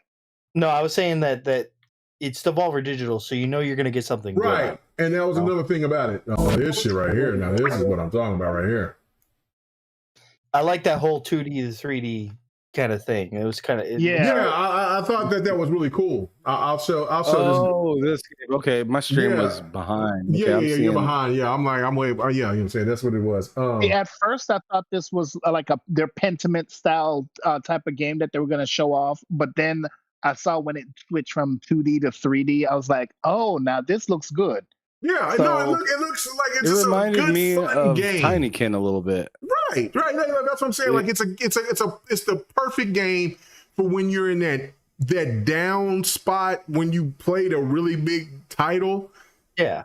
and then you don't want to play anything competitive, like for me, fighters or shooters or anything like that. This is perfect. I can play this for a little bit, just enjoy it, and then move, and then get back. Excuse me, to doing what I got to do. Shout out to the people that like this old school garbage from Assassin's Creed. Oh, come on, man. Get out. I will play it because I'm invested, because I need to know what Bassam is doing here, right? That's it. If it wasn't for Bassam being in this game, Assassin's Creed. if it wasn't for Bassam, I wouldn't play this. I wouldn't play this. I wouldn't play this. I'm not interested. I want open world. I want open world big. Of course you do. Yeah. You want stuff that's not Assassin's Creed. You want stuff that's This is a Witcher-esque Assassin's Creed. That's where they make their most money. Why don't you? Hey, hold on. Hey, sucker. Which isn't good. Okay, well, would you say which isn't good? But where did they make their money from? Where did they make most of their money from? Where did they make their most money from? No, that's not what I said. What I said was, Well, that's like saying that about Call of Duty too. I mean, come on. I know. It's not. I know. I can do that. Of the. It is as part of the Assassin's Creed game. What are you talking about? No, I shouldn't be showing anything from this trash here, but I will show it just because I'm a gamer. The only like actual assassin was Bayek from Assassin's Creed Origins. What's her name? Bassam is Bassam. Odyssey? Yeah. No, I know Cassandra? where Bassam is from. He's from Valhalla. I know. Yeah. I know.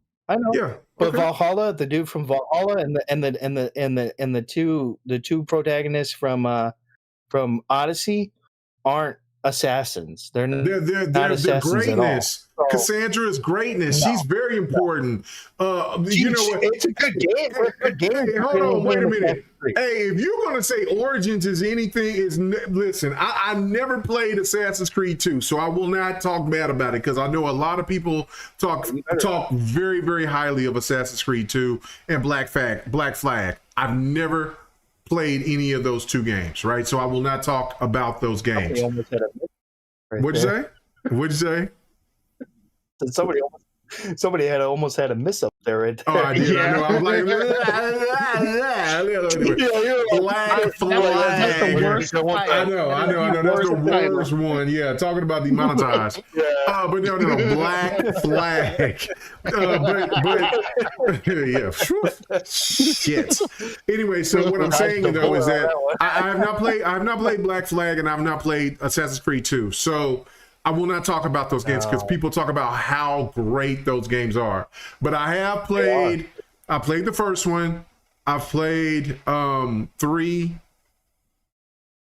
Then I played Rogue. Didn't beat those 2, and then went to Unity. I really enjoy Unity. Syndicate was got me back on Assassin's Creed, and then when Origins, Valhalla, Odyssey, that was it. I'm like, this is where y'all need to be. But I understand. There's people that want, and I'm glad that Ubisoft is being smart in giving traditional old school style while still going to continue to give me what I like about what that got me into the franchise. For me personally, that's me though. That's me. Okay, nobody got nothing to say. Okay, all right, well, whatever. Nope. All right, No, because it's not Assassin's Creed. It's my God! Stop that trash. Okay, back to our really scheduled program. Listen, The Witcher is everything. If they gave us anything, I know all open world games to follow The Witcher, Cyberpunk. No, they do not. The template. Then you winning. You winning. For me, and Dark, you heard me say this, and Viper, I know that you heard me say this as well. I didn't hear you say anything. So. Yeah, you heard me say a lot of this. Okay, so anyway, and I'm being honest about this because this is the part that I'm talking about at the beginning of the show that I'm not holding back, and this is what I think. And I don't, because the reason why I held back saying these type of things because I don't, and this is something that's stupid for me because I don't want, because I'm not trying to be a person that's want to be looked at as the only thing that I want to play on is on Xbox because I play everything. That I'm a gamer. But the true honest fact about this whole thing, and I've been seeing this for a while now, is that I don't trust in PlayStation anymore. I have no faith in the PlayStation brand anymore. None. You can say, how can you say that when there's Spider-Man, there's this and that? Listen, every console has a type, like it's just like for a PlayStation fan that will say, well, Halo, Gears, Forza, those are good games, but anything else that Xbox brings, I'm not having faith into what they bring. I feel the complete opposite about what PlayStation is doing because what PlayStation was strong at, PlayStation is now losing in that it's lost what they were. And when I brought this up years ago saying, you don't recover from losing iconic figures like Andrew House, Adam Voorhees, you still got Mark Cerny and things like that, but Sean Layton was the last Sebastian of what was great about PlayStation before this new turn of PlayStation. And I told people when Xbox made that change, I told people this, when Xbox made that change, it took them a while before it's going to take a while before we actually see what Phil Spencer is actually imprinting on the Xbox brand. We're still in the Don Matrick era, because I mean, listen, it just isn't like, well, he took over and he did this, he did. You can't say that about now. You cannot say that about now. No, that's no. I'm saying that beforehand when Phil Spencer first jumped on, and then when people was over there when people were criticizing him about a crackdown, scale bound, and all that other stuff, that was still stuff that Don Matrick done. What'd you say? And shutting down Lionhead as well. Yes, shutting down Lionhead, canceling different genres of Halo and all that. That's Don Matrick. Halo, Phil came in at the time. He's been there, but he had no say so. He was just there. Now he has to say so for whatever that's going on, and then now we see it. What Jim Ryan has been eating good on is off of Jack Tritton and Sean Layton. Oh well, hold on. Jack Tritton, Yoshida, and Sean Layton's PlayStation. Yep. Now we're starting to see Jim Ryan's PlayStation, and that's what I was talking about back then, back in 2018, 2019. Was like, look, this is great, this is fantastic, but let's see where they go from here. Because if there was one time where this, all of these guys, these CEOs, they will talk to you and they will talk well, and sometimes they got to make decisions to change up on something? Because I know like when Bot and others were over here talking, you know, holding Phil Spencer accountable about what he was talking about with VR, which rightfully so. But he's seen the temperature in the room. Like VR just isn't it like that. Like not for consoles, for PC gamers, it's everything. You know what I'm saying? That's where you're going to make the money from. But you're not going to make the money like that on a console, because if you want to make the biggest and best peripheral, it's going to cost you a lot of money. And this is why we're seeing why PlayStation did what they did. And that's why I said what I said last week. They're going to promote a lot of PlayStation VR. And I thought that they were going to do more shows. Matter of fact, here we go. Here's the succulent burger for the game that we have no idea what the hell this is.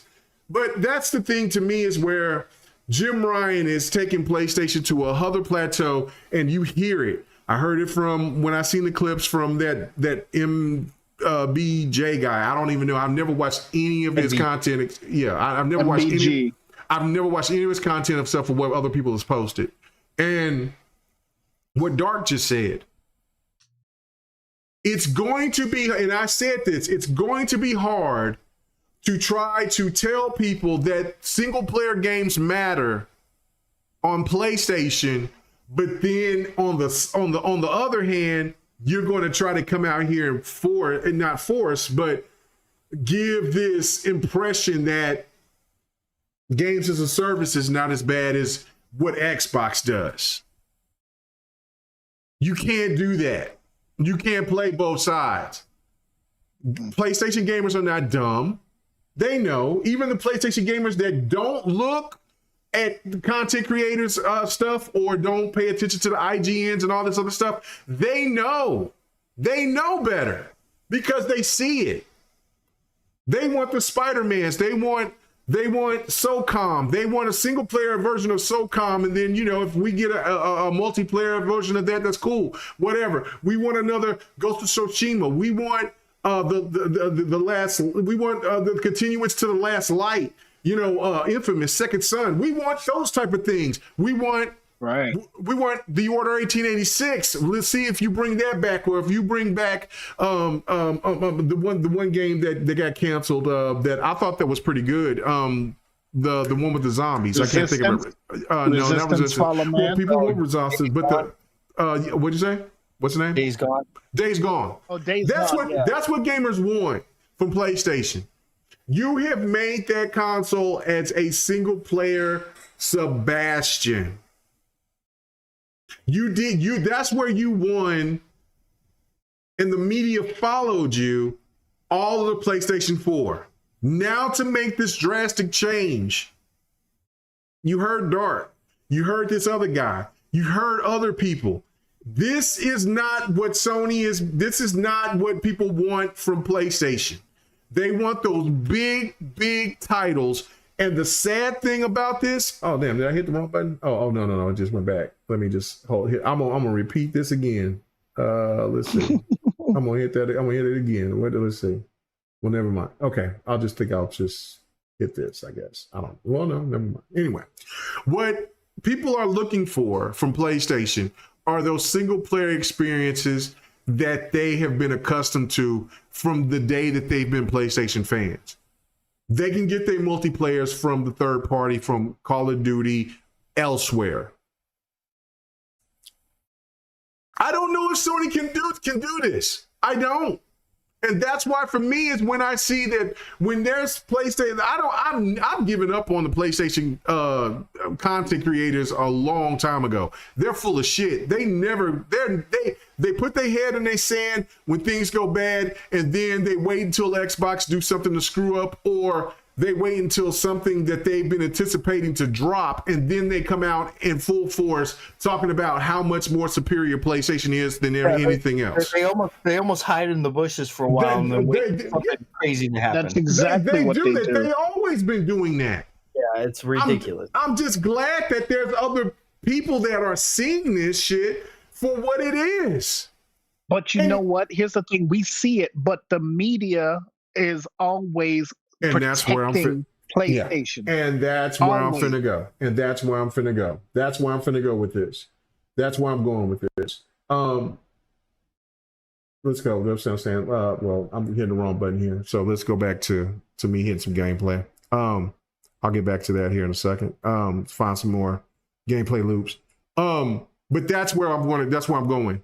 Is that the next phase of this is that PlayStation is constantly coddled. Oh, yes. Constantly coddled. After you hearing people, and I give props, I was still thinking that there was going to still be coddling going on from some of the PlayStation, from some of the big PlayStation bigwigs out there. But they were upset. They were upset. They knew that this wasn't the show that they were anticipating for the last 2 years. They knew this. They knew this, right? And the media, instead of coming out and telling and giving people and being honest, they're coddling. And they're going so far left with what they're doing. They're going so far left, right, whatever you want to say. They're being so apparently biased that they would even take, and I couldn't believe this when somebody showed me this in the DMs. And I even asked a question on Twitter, like, yo, I know that they didn't do this. I know this was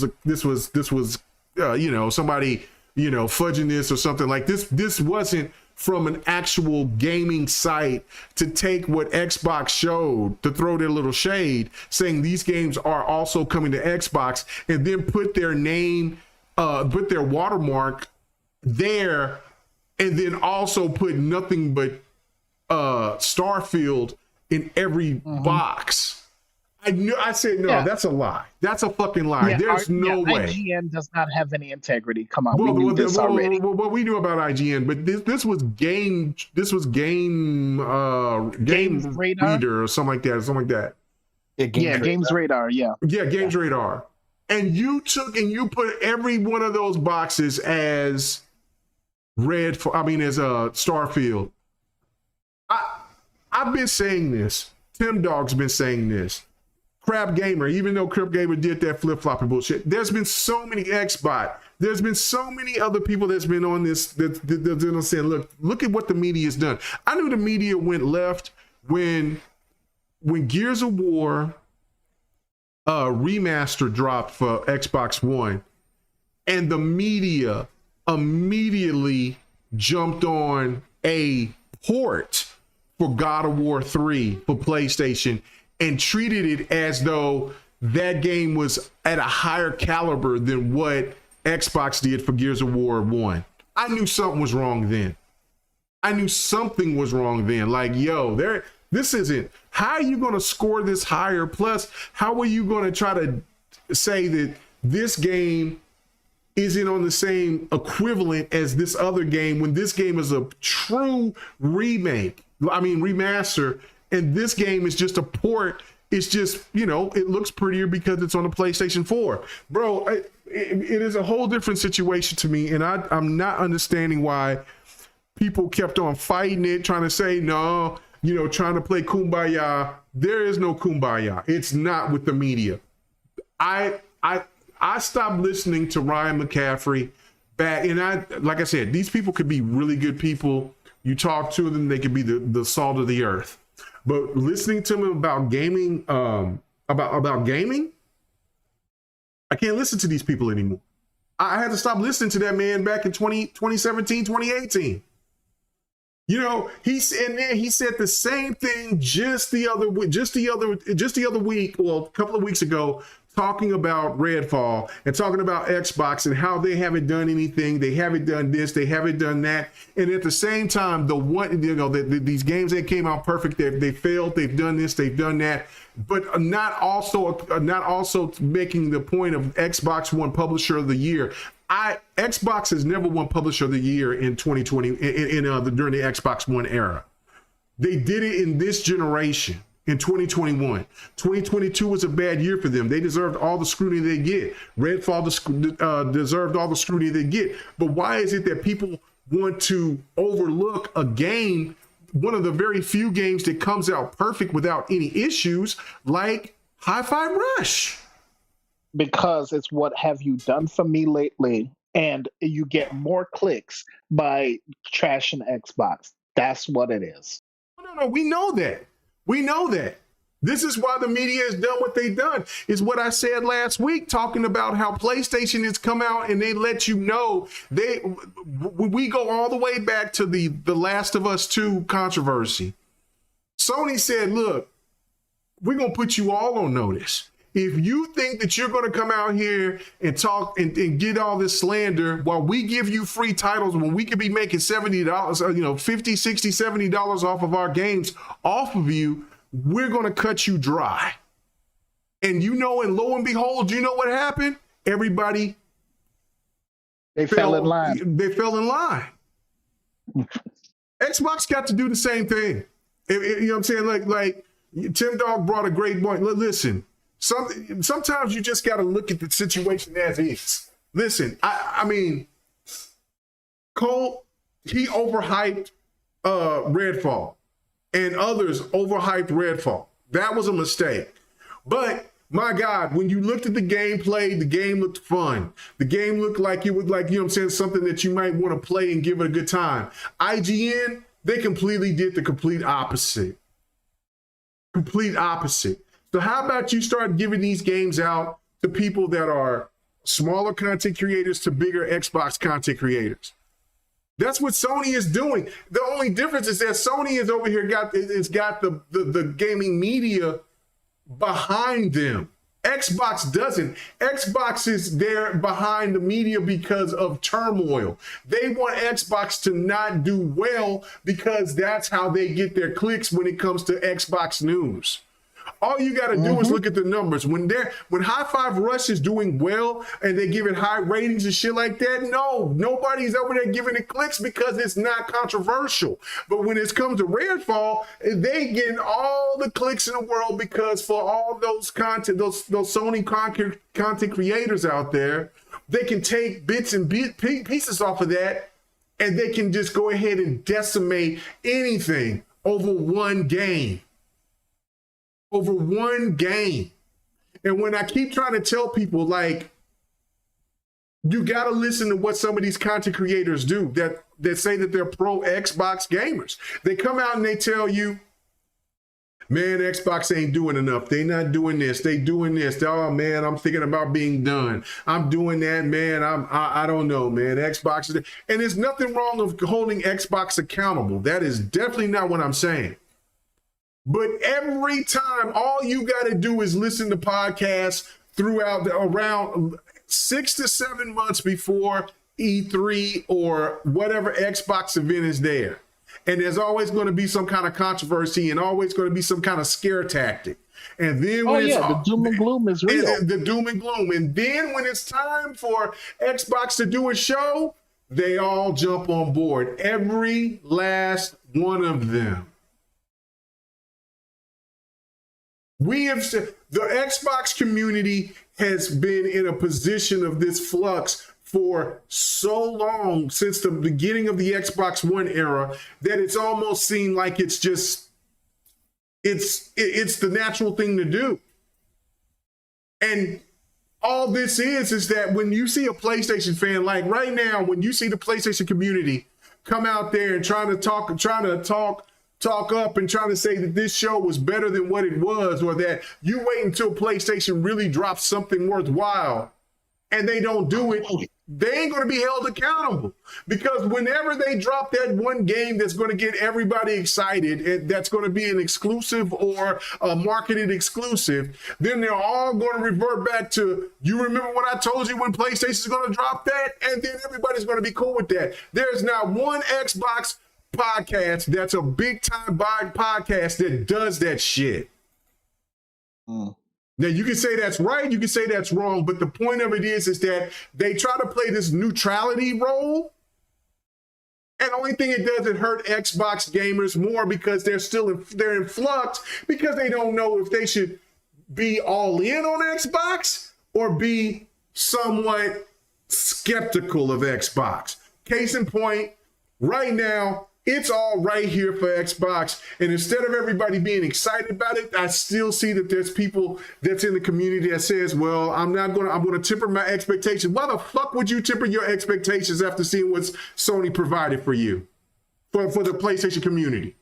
Why would you dare temper your expectations? Because what you're trying to tell me is that Xbox is not going to give you more than what PlayStation gave you. Because Xbox usually does one step forward, two steps back. No, they do. But so does PlayStation. But so here's the thing, PlayStation doesn't get criticized as much as Xbox does. And you know why they don't? Because of the media. That's why I'm making this point, and that's why we're going to go to the media point. And I'm going to go to you on this one, Dark, is that, listen, I know that you said yesterday that you see this shit blatantly, but we've been talking about this media thing for a minute. I know I have, and then you at the time when you first started Next and others and plenty of places, they're like, man, y'all tripping. Y'all always looking for an excuse when y'all aren't doing good enough.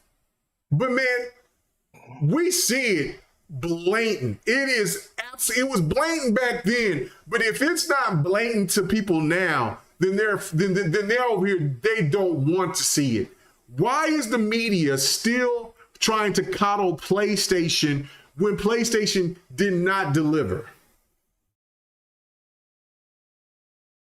Remember, they are the market leader.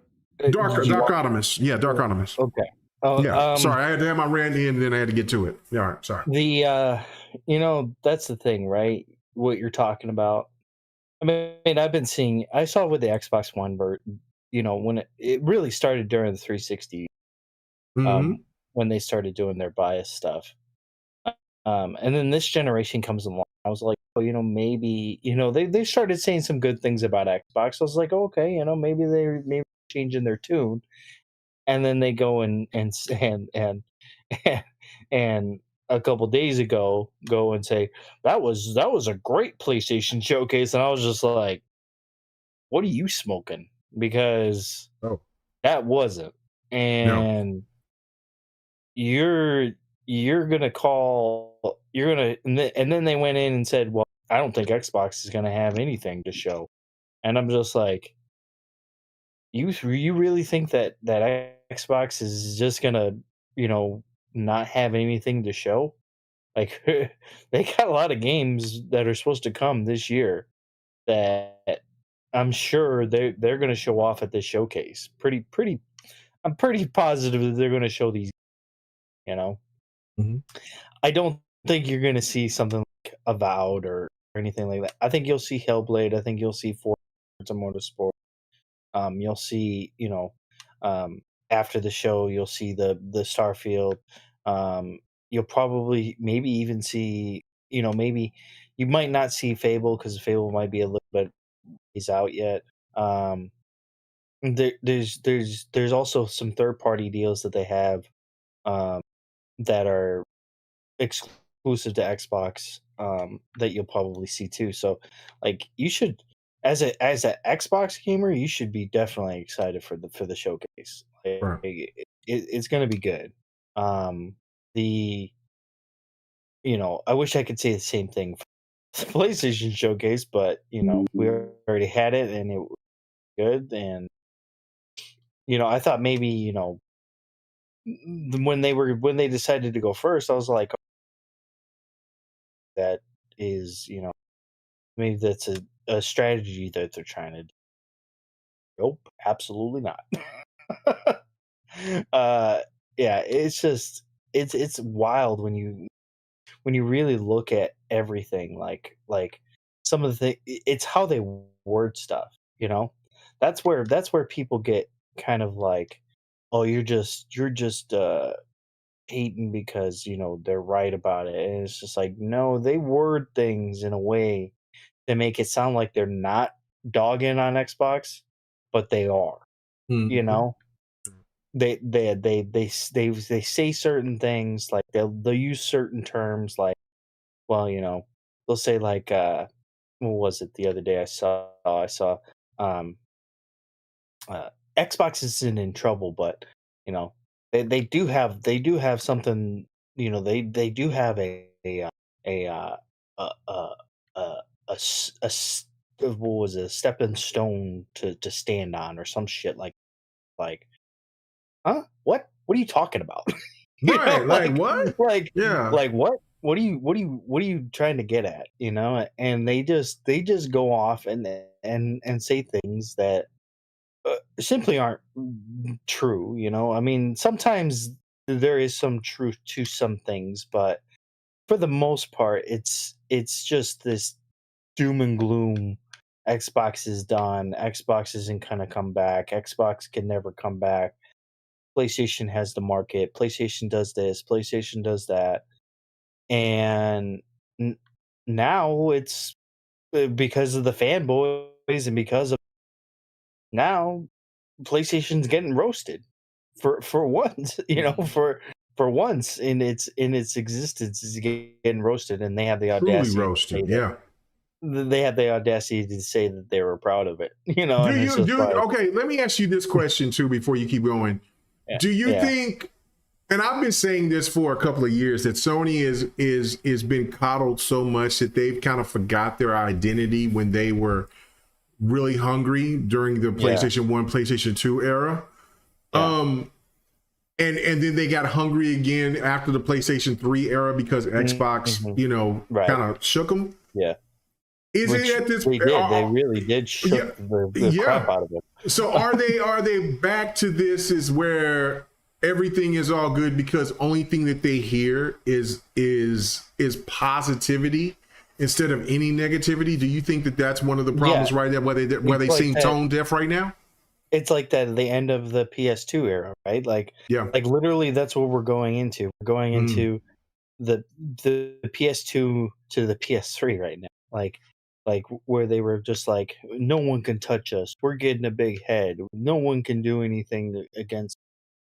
And I don't know about that. If you keep doing the things that you're doing and not giving the fan base what they want, that fan base isn't going to stick around. I can tell you that. Mm-hmm. That is true. And Xbox right now is in a great position to stomp all over them if they really and I just don't see Phil Spencer doing that. I see him being, we got our games, here we go, this is what we're showing, that's it, which in terms will mean that they did stomp on PlayStation, but of course there will be those people out there that'll say, oh, Xbox is still doomed and gloom. And it's just no. See, this is what's gonna happen. Phil Spencer is still gonna play nice guy, but he will show the game. The thing is that they can't really stomp all over Sony because remember the regulators are still looking at it. No, I disagree with that. I disagree with that.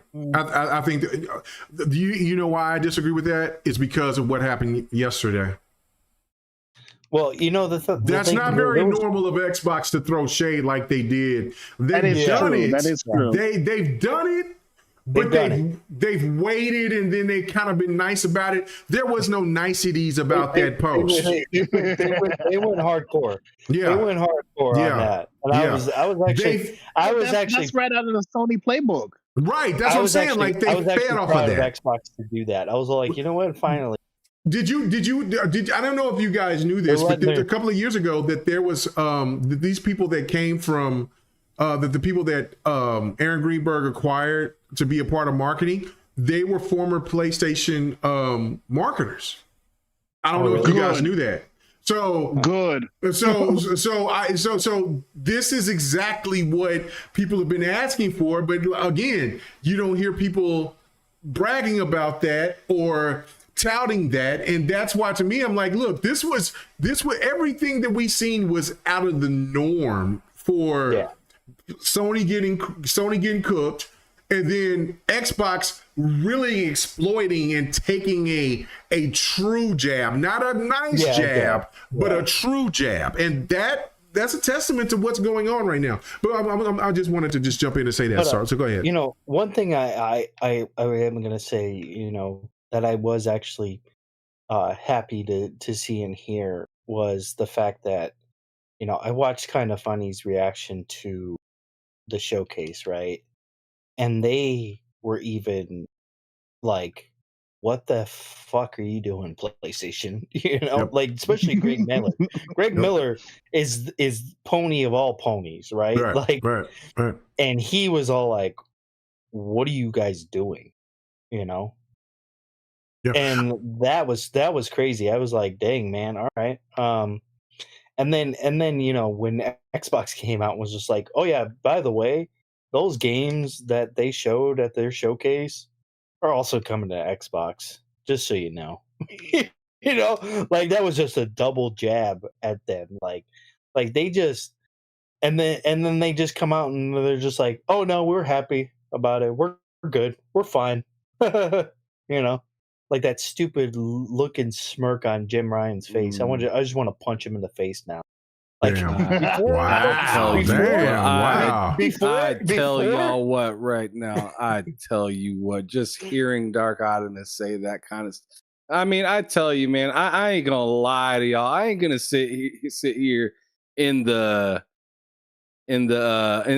panel and lie to y'all, man. I ain't gonna lie at all, bruh.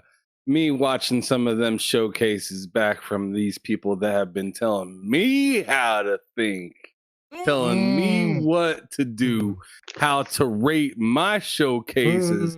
I've never seen this before. I've never seen such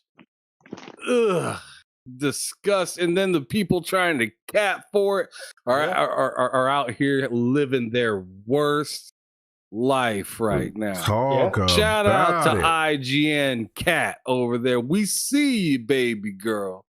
You having a hard day. Let me go ahead and read. Let me read that. That was wild. I was just like, "What are you talking about?" Let's go ahead and read that because I know that y'all gave that to me. I was gonna get into that. Hey, Kmega, we've been saying, bro, that these cats over here, that these cats over here, pretend they third party when they really first. Right.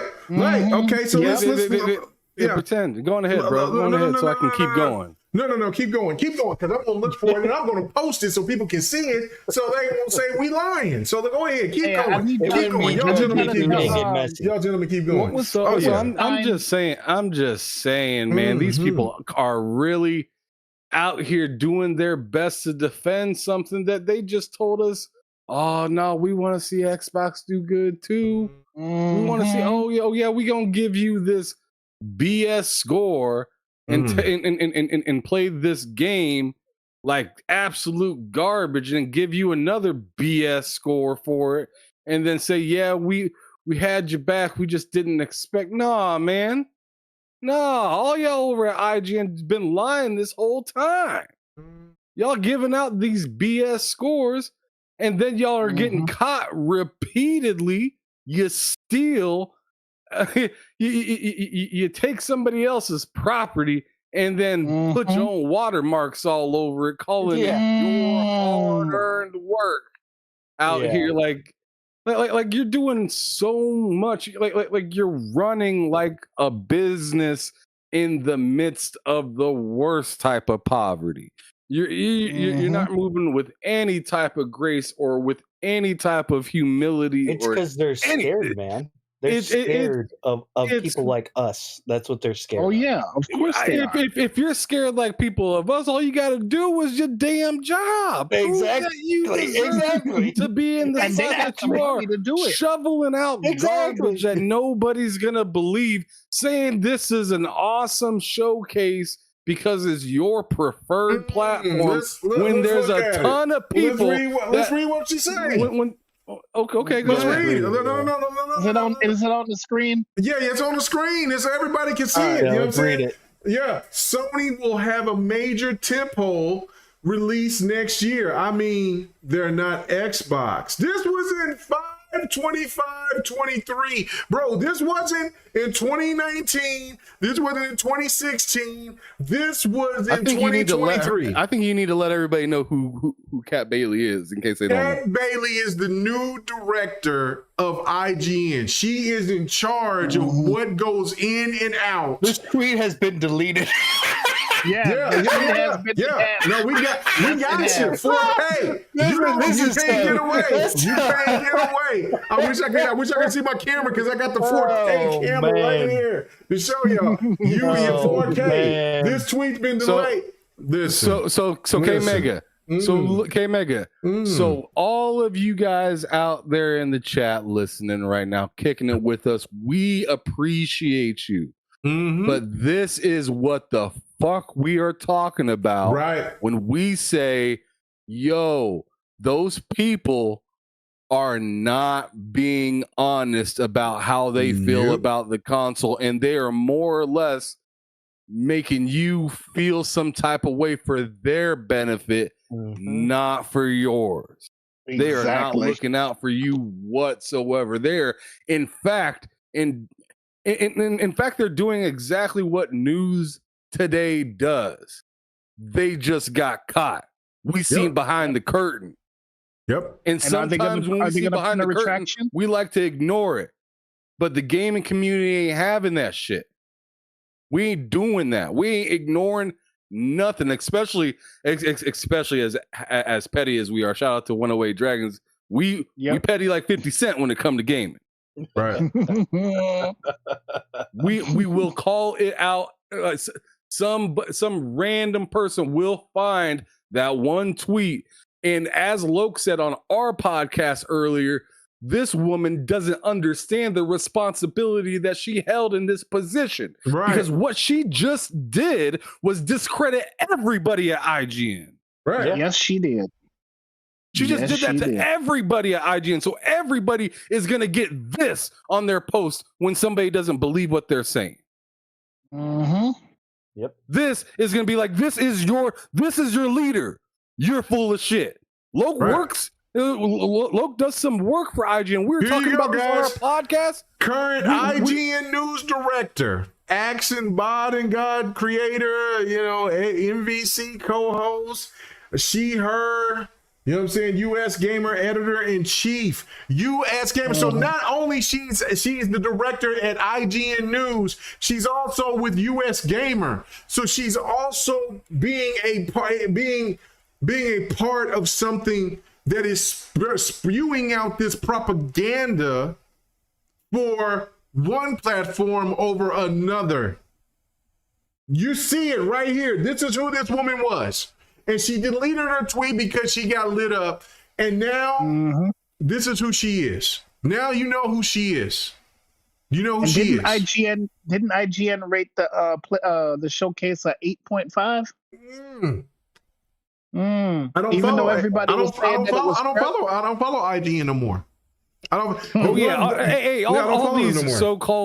All these so-called big wigs or big news stations or even big channels are out here overhyping bullshit right now. Right. We even had like I even just watched something with Colin Moriarty saying, "Oh, if I was, I just like to think about how I was back in school or something. How would I rate something like this? And I'm giving it a B or B plus." And I'm like, "Get the fuck out of here, man!" Yeah, what is he talking about? Yeah. You giving this a B or B plus, but your very next video is sitting down with David Jaffe, 2 PlayStation. People, and y'all are sitting down talking about Game Pass. Right. What are y'all doing? Talk that shit. Oh, shit. Talk that shit. No, I'm just saying, what are y'all doing? How great would if that place if Xbox came out with a BB plus thing, I'm talking about it for the next week. I ain't talking about no PlayStation Plus Premium. Right. And listen, and this is the reality. Xbox can come out with an A show. They'll give it a B. It still wouldn't matter. They still wouldn't matter for the media because they'll still find things that they can dissect. Another thing that I want to read to you as well. And if you guys want me to show it to you, I will, but I'm going to leave her name up there so you guys can see it. It's something that blew my mind, right? Because I'm thinking to myself, and I met this man in person at E3. Very chill, soft-spoken gentleman. He doesn't seem like a bad guy whatsoever. But I had to say this to him because We got people that's ready to get you to sign that 5-year Xbox contract.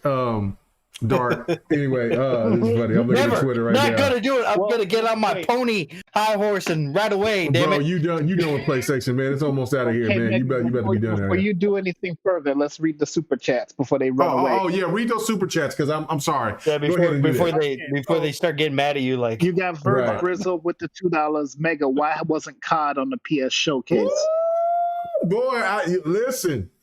Whoa. Because I knew that I thought that it was going to be on there.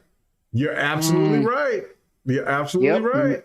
And why wouldn't it be? They got to deal with. They still got marketing until 2024, and that's it. Yeah. But think about it. Don't forget, they did say that COD was going to be skipping out a year, and that was going to be this year. Unless they went back and changed it. Well, no. What they said was that they're going to bring something that was going to be continuous with Modern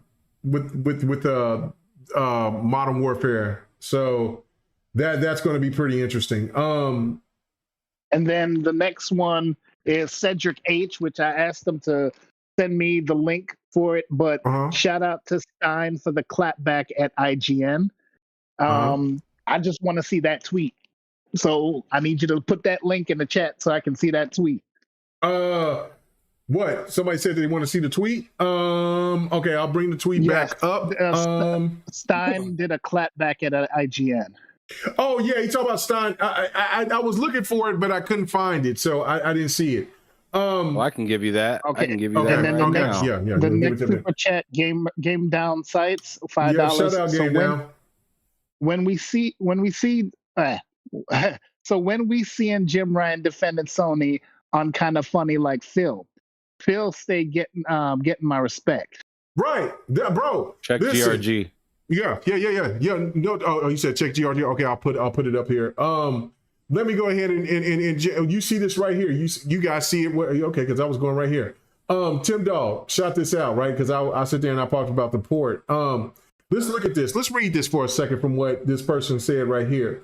Let me go here. You're gonna need your glasses for that one, bro. I know. That's pretty out. Wait, I think I can read. Wait, I zoomed in. Hold on. Okay. Says, read that for me because I won't put on the glasses. I'm an old man now. Let's go. All right. So Tim Dog was saying, really, this stuff one-sided, one way, and IGN always in the middle of it. Oh yeah, no, I see that. I'm talking about the circle. Okay. Yeah, see, the little stuff. I actually have to go to the Twitter portion of that. Hold on. No, I see it. I got it right here. I love how people say PlayStation has no games when BF will be on both. And PlayStation 5, I don't know. I don't know what BF is. I'm thinking Battlefield, but I don't know. He says, and PlayStation 5 just got both Ratchet and Returnal, but when was the last Xbox exclusive? Who can tell me? Internet points if you can guess. Bro, this is another IGN explain. This is why I always make fun of Loke. Like, you know what I'm saying? Like, yo, okay, I know you work for IGN, but bro, this is who you work for. These are the people that you work with.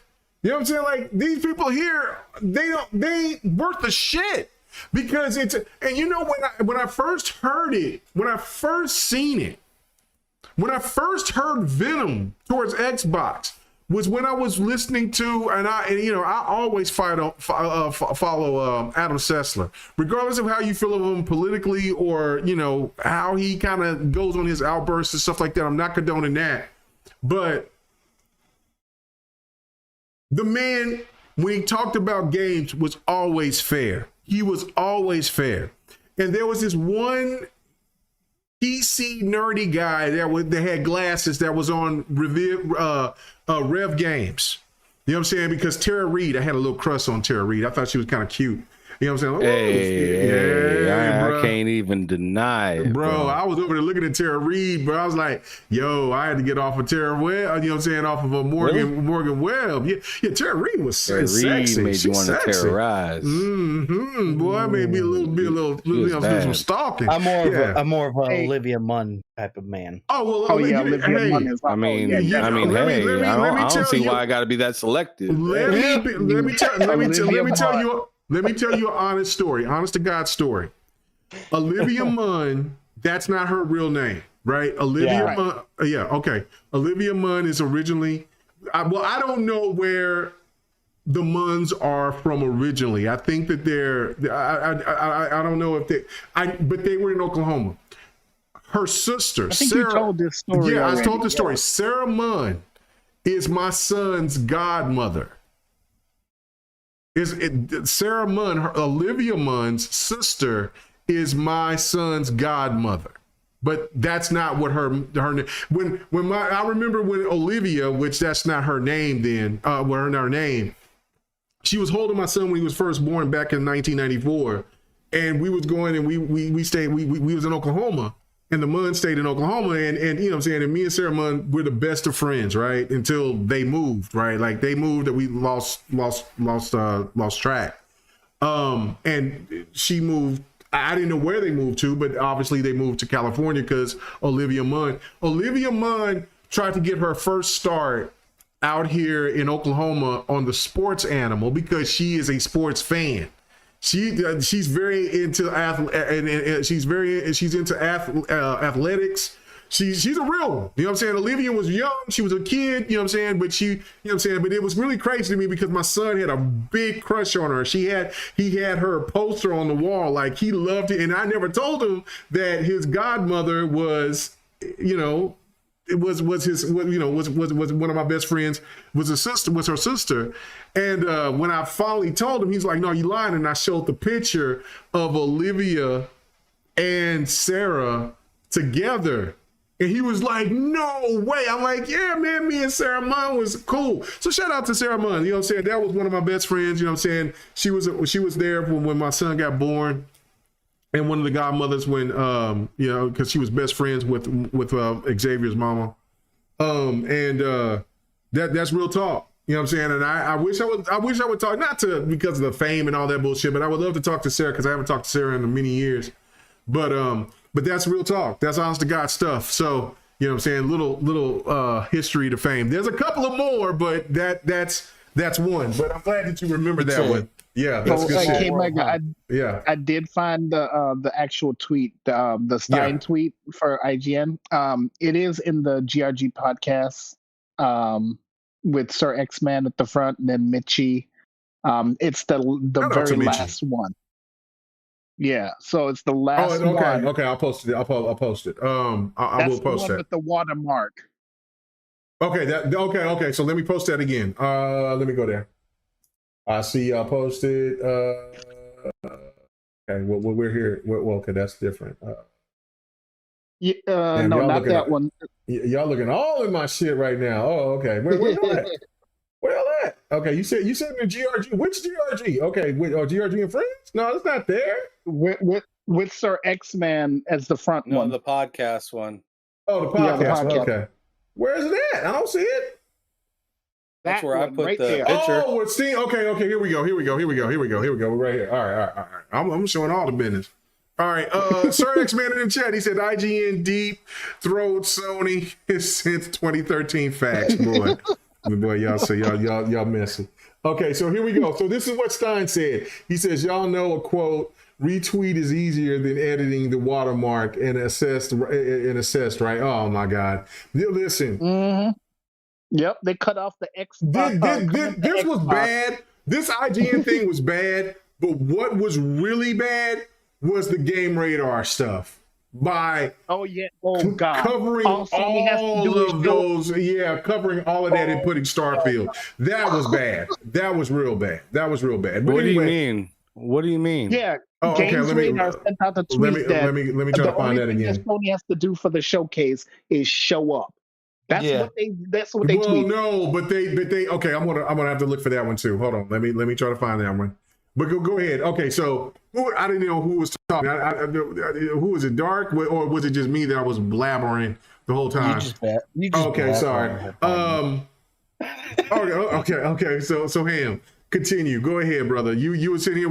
The media is bullshit. I mean, yeah, keep going.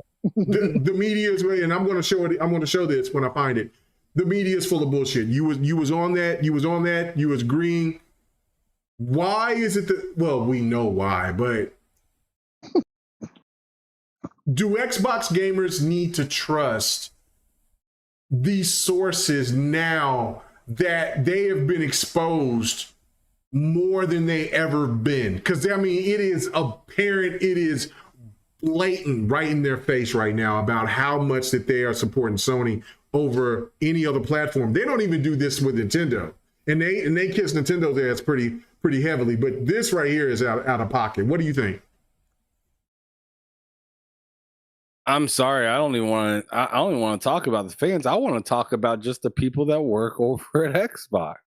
Okay, well, let's talk about them. Like to me, I'm sure, they had their reservations about some of these news sites, I'm sure of it, because this isn't, let's not act like, a news site taking a side or seemingly taking a side is new, is anything new. It's not anything new or whatnot. But to see, but I think it's even more evident now more than ever because of all of the wildness that is gaming today, and then what's currently happening in gaming now. Xbox has no, there's nothing to be confused about as somebody that works at Microsoft or Xbox anymore when it comes to seeing how business is done within gaming. It's clear as hell. Nobody trust nobody at all, right. At all costs, because it's just like, yo, we're trying this at a money level, our bread and butter. We're getting pushed back. We're trying this as kind as we can be. We're getting pushed back. We're changing the way that we do business. The police is now following us. Oh, and who's inside of that car of the police? Inside of that police car in the passenger seat? PlayStation, and they're writing down all my moves. They knew they're seeing everything that I'm doing, and they're doing it too.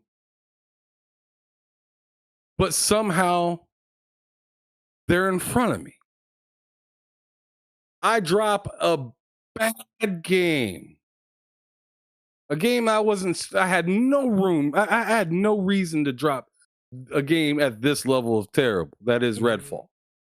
When you've hyped this game up for everybody and showed all this BS, 60 FPS, even had it, on the game page itself.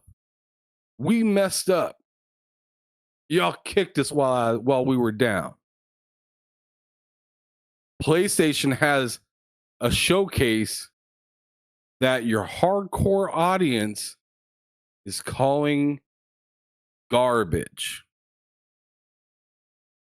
And there's still people calling it okay, while not that long ago, those same people were kicking bro while he was down. Like on all ends, Xbox and Microsoft are just fighting and fighting and fighting. And I'm just like, I feel like one glove has come off, but I don't feel like both gloves have came off at all. No, I don't feel like that at all. I agree with you on that. I think that after the show, but see, this is the thing. One glove is on the CMA, and one glove is on the gaming media, on PlayStation, on all this other stuff right here. So they got both hands up, because usually they used to put both hands back and just let it happen and just talk about kumbaya and hope that PlayStation would be honorable. Nah, bro, that's just not what Sony is about. Nintendo don't even give a fuck about any one of the two, unless it benefits benefits them. So they just let whoever rise to the top, because Nintendo just know what they have and that they can't be dealt with when it comes to the exclusive talk. PlayStation has toed the line on both ends.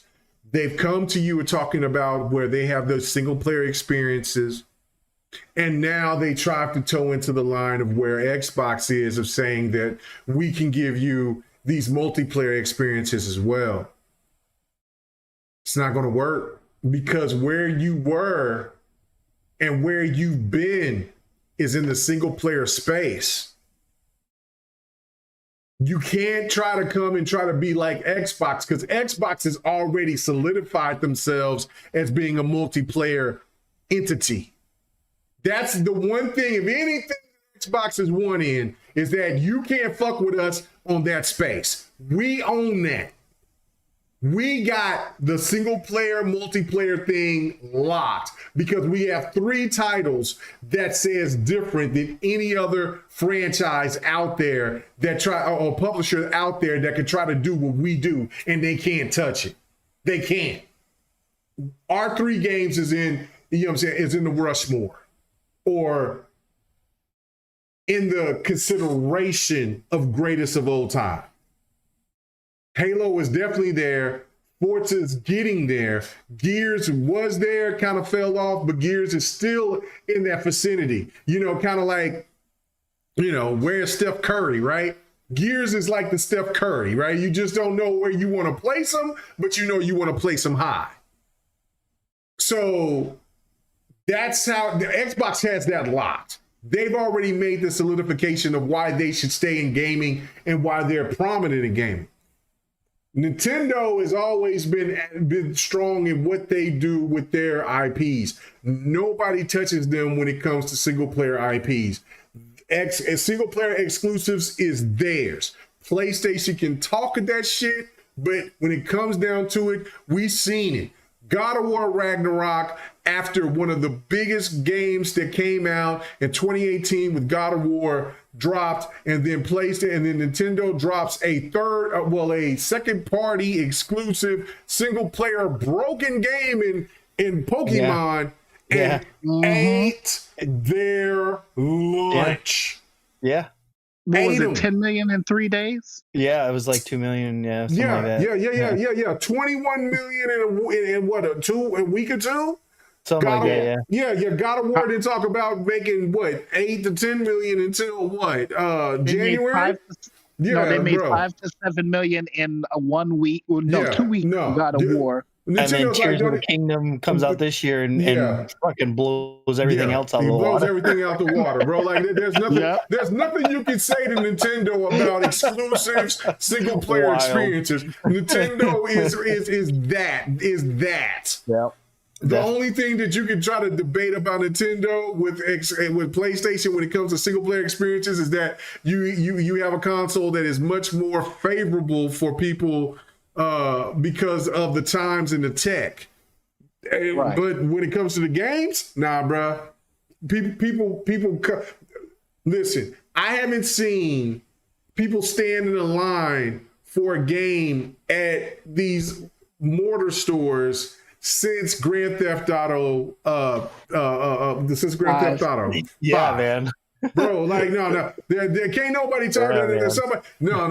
If Xbox dude was trying to. Now, listen here, Halo. Shh. Hush.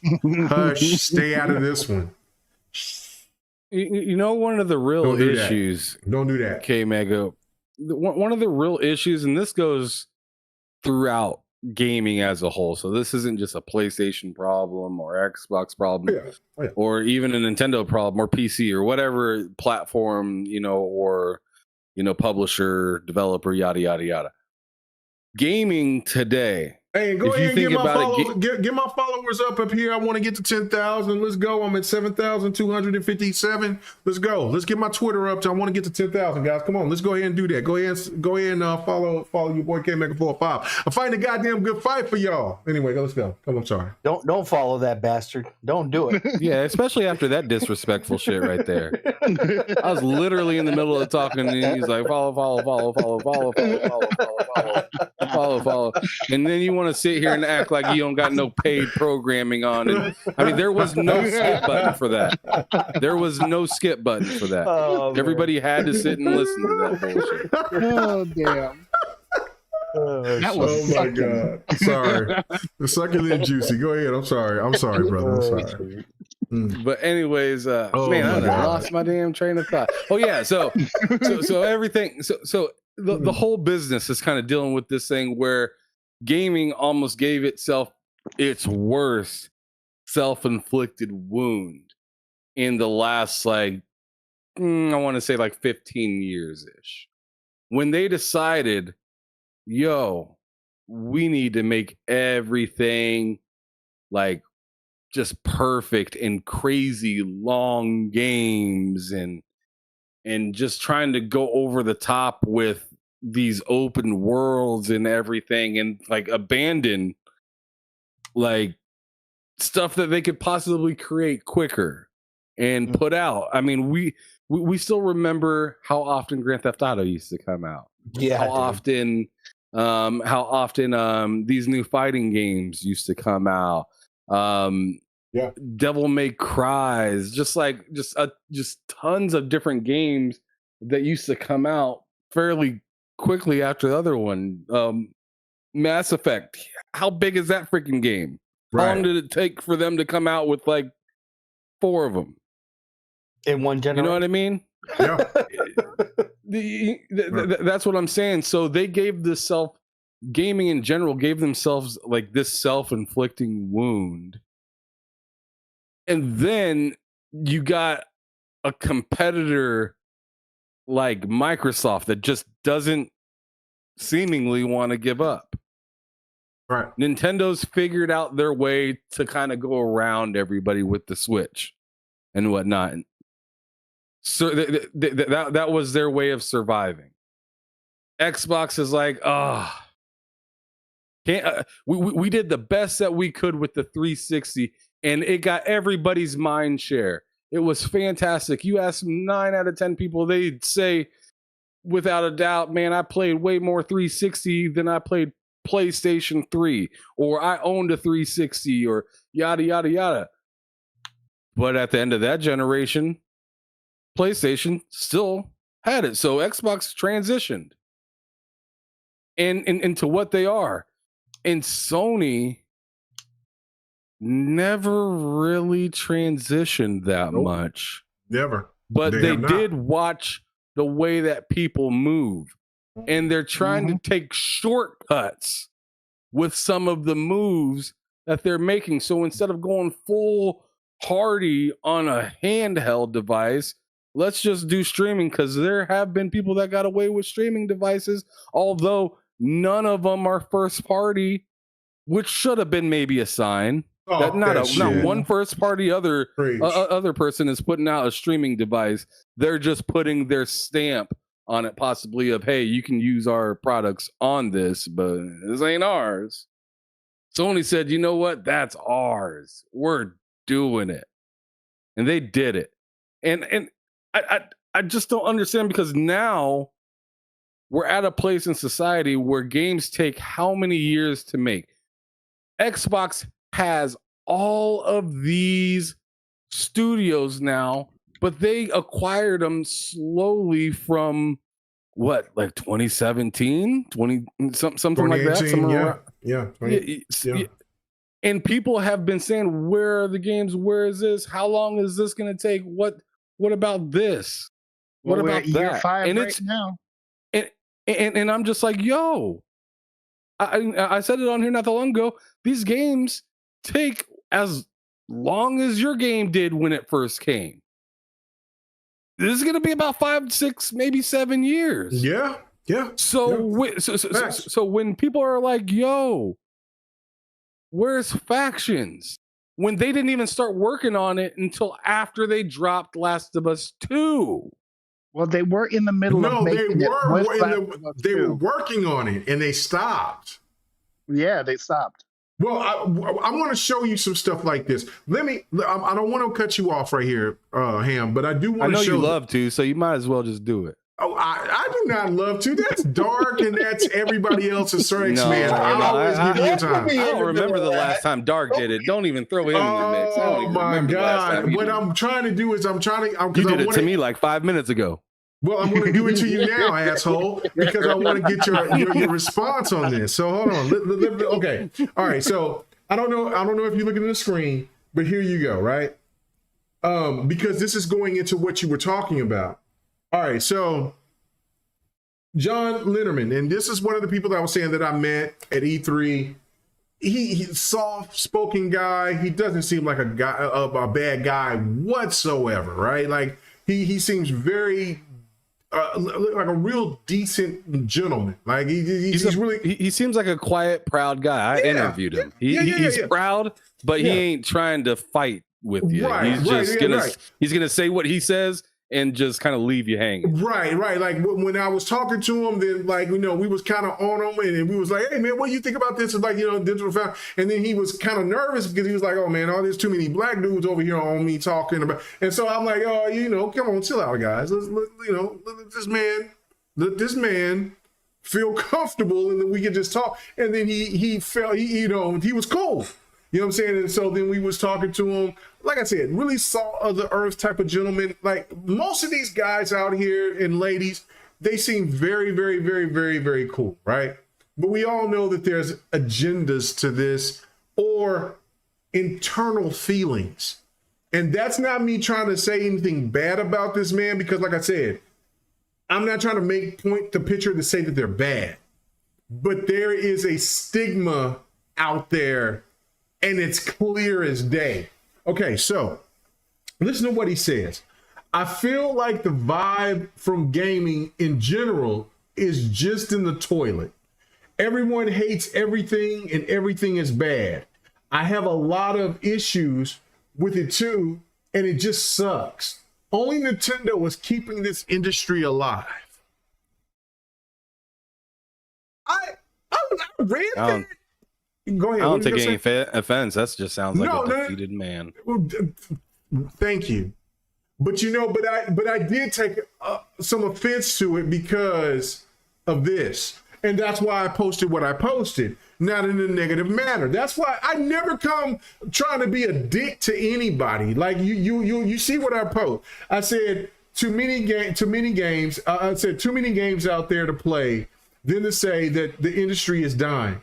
I just picked up, which I did. I just sit there and spent money on these games that I ain't going to play probably until the end of the year at some point. But regardless, just picked up Diofield Chronicles. I'm going to play Diablo. That's why, Diablo 6 or 5, whatever the hell that numeral is. 4, thank you. Let me be country. Street Fighter 6. Oh, that's right. What'd you say? What? I said not tonight. No. I'm gonna be country because I'm like, look, listen. Nobody in Oklahoma uses that type of shit in their anything. The only thing we got to do, we got to learn that in school and college, and then that shit is we overpass it anyway. So Diablo 4, Street Fighter 6, and still trying to finish Forspoken and Redfall, and that's not including the other games that I have in my backlog from Hogwarts and Midnight Suns DLC, which I've already beat Midnight Suns, but there's still the DLC that I want to jump on. But I want to finish Redfall and I want to finish Forspoken before I jump on Street Fighter 6 and Diablo 4. So to me, I've never seen these type of posts when the people are being overly negative towards Xbox. But because there's so many people out there being on Sony's ass and they're cooking them like I've never seen before, This man is is thinking that gaming is in the toilet and dark, as you was alluding to before we started the show, talking about, man, I'll just stick with Nintendo. That is an indication right there. Your bias should not be at the forefront when you're talking about gaming. Period. Because you have a bias. You know what I'm saying? Listen, Dark, you're a streamer. You're not a person that's trying to compare Xbox to PlayStation. You're not a person that comes out here that has to do that for a living to pay your bills. Mm-hmm. So to me, it's like, oh, now gaming is in the toilet because there's so many PlayStation people out there that's being negative, when in all actuality, they're actually calling out Sony for their bullshit because they're being too comfortable. Yep. But yet, when it was Xbox, we never seen you post this ever. And that was why I posted. So, Ham, I'm going to go to you to this one because I know I did cut you off. But did what I say make any sense to you? Because it seemed to me when I posted that, I was just trying to point a light as like, bro, why is it now that it seems like everything is negative and now you want to jump on Nintendo's bandwagon? Because it seems like PlayStation, instead of you saying PlayStation didn't do the things that you wanted to do, it didn't provide what you wanted. Now you want to talk about everybody. The industry itself is in the toilet. Do you follow what I'm saying, or do you think that that you have a different take on this? Yeah, I mean, I see what you're saying. You're saying that like that the person's more or less waiting, or like, or just dodging the honest topic that's at the table, like. like instead of mentioning what's frustrating you, you're putting everything in a bowl, right, and calling it all terrible. Like, right, right. If there's some, there's some shit in your cereal, in your Cheerios, and then you dump everything else in it. Well, then now everything is shit. But the real issue was just, why didn't you just take this out and talk about it? The issue, I mean, because he could have said this any day of the week. Right. Why after the Sony showcase is bad do you have to say this? Thank you. Because he's a Sony pony too. Well, no, I'm going to get to you guys on this as well. I mean, you know what I'm saying? Because that's what I was thinking, like, why now that gaming is in the toilet? You know what I mean? Like, when Xbox was getting toasted, when they were on Marshmallow, when they were s'mores, talking about Craig, and Xbox, you know what I'm saying, Halo is now falling the fuck off, you know what I'm saying, and all this and that, you weren't saying any of this. But now, Sony didn't provide what you was expecting, like Darkus alluded to all night long. Now Nintendo is the only safe space. Yo, if they would have showed factions and, let's say, like Twisted Metal, just like a sign of it or something along that nature, like, I think this comment doesn't get tweeted. No. Because you are secure with what just happened. But instead, what happened, you didn't see the best stuff. You seen a light third-party showcase, pretty much, at what would be like one of the biggest stages of all time. It's like having, it's like the mayor getting sworn in at the Oval Office. It's like, what are we watching here? Why does this matter? So So yeah, it was very obvious that he let his feelings kind of show through with that tweet. I'm not mad at it because it's like, no, I'm not whatever. Mad at it. No, it's like whatever. But as I said earlier, Kmega, this allows so much honesty to come to the forefront for those of us looking for it, and you can actually start pointing out and seeing trends from people, and like, and it's not a problem when I see somebody like, I mean, I'm gonna keep it honest.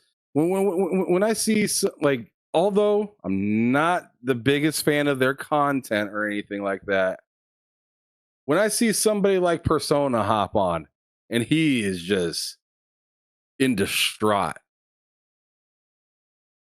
I can at least say this person, although he doesn't like what I like, he's not gonna lie. No, dead to my face, because it's to me it is 10 times worse when somebody pretends everything's all hunky-dory, everything's great, everything's cool, when you know deep down in your heart and everybody else knows that's looking at it that that's some bullshit. Yes, that's like at that's the moment where I'm like, I know I don't want to talk to you. I know I could not put you on my channel or something like that because I can't even buy anything that you're saying.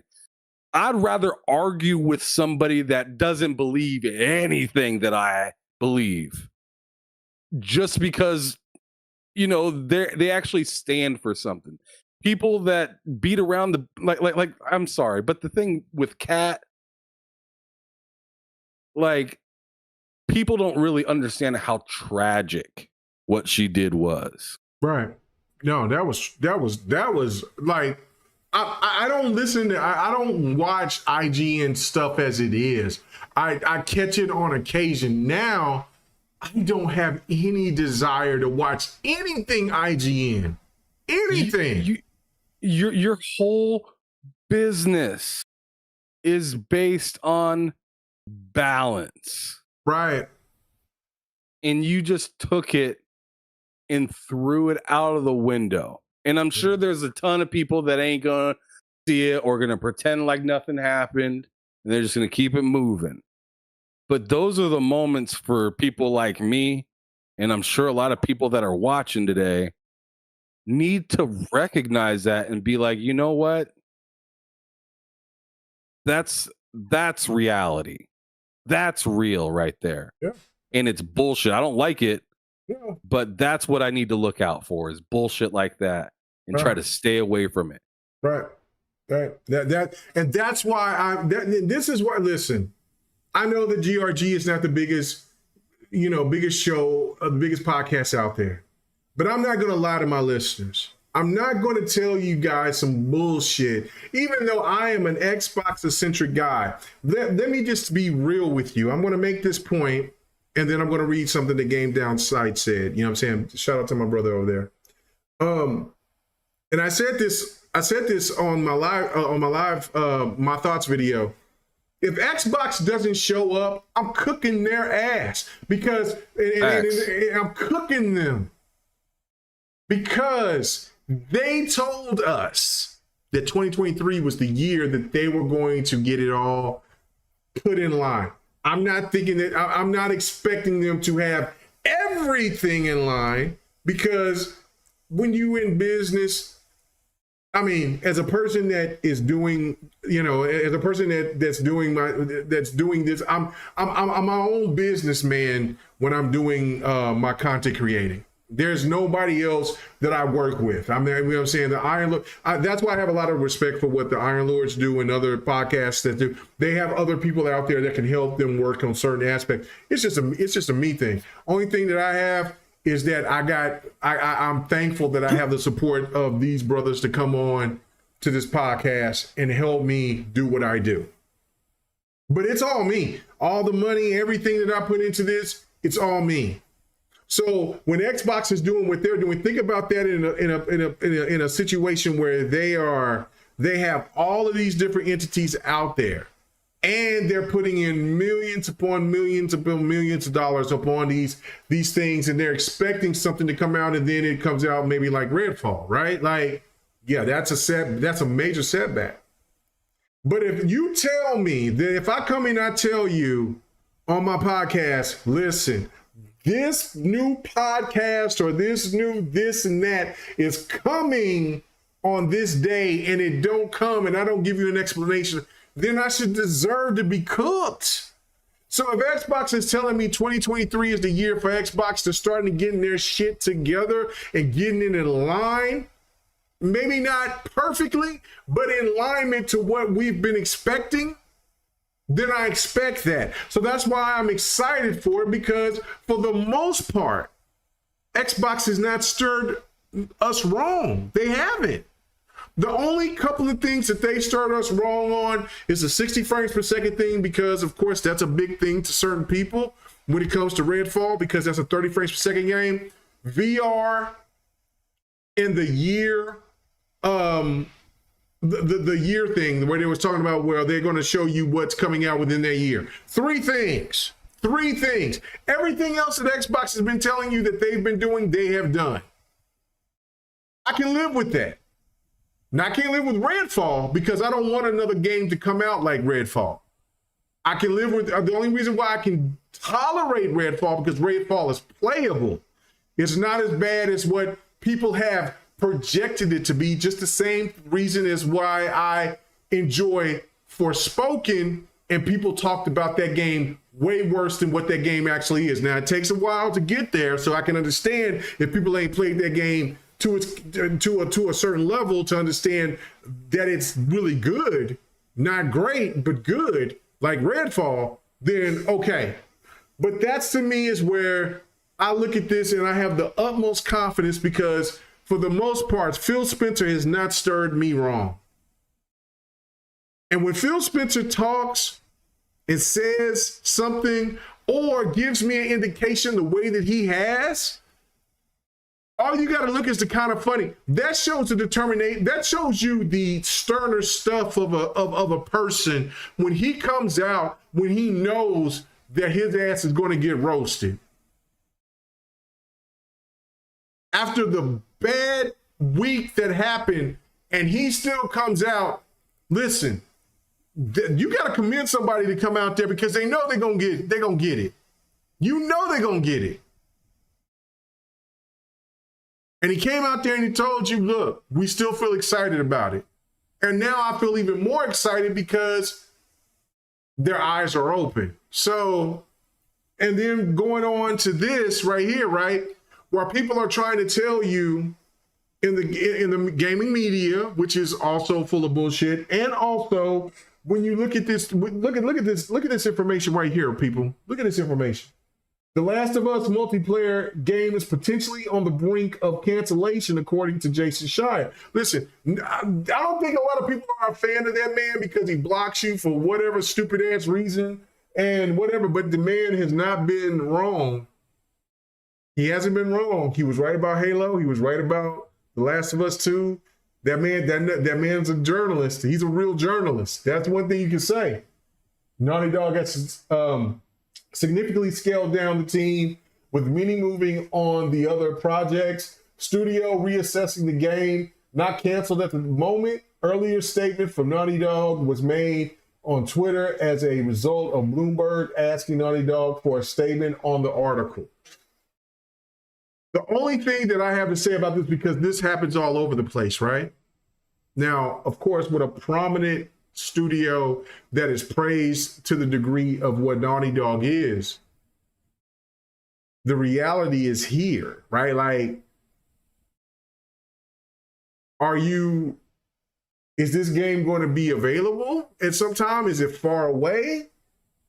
Can we really ask the question like, hey, man, I mean, is there really a serious situation going on with Naughty Dog? Because we heard about this before with the development with The Last of Us 2. Or, as what we have heard from most of the media, look over this, just know that Naughty Dog is great. They didn't give 343 that type of treatment. They haven't give the coalition that type of treatment. And the fact of it is that when you look at this, people should ask questions, but they don't want you to ask questions. Why is this from somebody named Dom the Bomb instead of IGN, Game Reader, GameSpot, etc.? That's my point. Dark, I know you've been quiet for a little while. I know we're about to get ready to get out of here here in a minute. I want to hear your thoughts about this, man. What in the hell is this? Like, I mean, this, when you hear this type of information, does this make you a little nervous about factions and where the development cycle is? Or is it in that situation where it's like, look, it's early in development, it's not coming out for a while, let's be patient and let's just see what goes on, while the media is kind of trying to skip a daddle do on certain aspects on certain media outlets, and then others, when you see the lower echelon trying to get notoriety, coming out with the real facts. What's going on here? But before he goes, super chat. Oh shit. Okay. What's super chat? Super chat. Oh Lou? shit. Oh yeah. Go ahead and read that super chat. Go, yeah. For the $6.66 from Lou. Yes. Ziffer, Street Fighter 6, is anybody going to be able to beat Kmega? Hell no. He's the king of fighters. Let's talk about it. Let's talk about it, man. Let's talk about it. I'll give grace to a couple of people like Game Down Sights and other people like that. But matter of fact, Game Down Sights is gonna be in my ass. I'm gonna be ready. I'm gonna be ready though. I'm gonna be ready this time around on my Street Fighter game. C-Mac, I seen what you was doing. I had to call you out on that bullshit. But yeah, I'm ready. I'm ready. But other fighters and anybody want to come into this fighting ring with me? Fight Night Sundays every Sunday night, and Fight Night Sunday is coming on Wednesdays afternoons. So if you want some of Kmega, some of the, as my man Lucifer just said, you know what I'm saying? I'm a king of fighters. Bro, I'm 47 years old, about to be 48. If these old hands gonna beat you, you ain't gonna be on that level. So understand. Let's go! Dark, what's your thoughts on me being great? And then you can get on to the topic. You are definitely not great. You are the worst host of. No, you know what? I can't even say that because Pod is fucking horrendous. Oh, Lord have mercy. Oh my God. But Oh, yeah, man. when I saw this, I was like, okay. First off, I don't care because it's factions. I don't give a shit that because it's multiplayer. I don't care. Well, I play it possibly if it turns out to be like the first one, which it won't be. It'll be something completely different. And then at the same time, I was all like, they must have, because it said something about single player, that they're going to go work on a single player game or something like that. like they pulled people from this multiplayer game Oof. to be like, oh shoot, you know what? This game isn't gonna be very. It sounded like this game isn't gonna be very good. So let's go put them back on our single player game that we're working on over here. Well, Bungie clowned them. Bungie clowned their ass. Yeah, so Yeah. that means that Bungie saw something that was, this isn't it, Chief. You know, and that Those were their exact words. Yeah. that That's right there. yeah, like ain't nobody gonna stay playing this game. That's very disrespectful. That's something that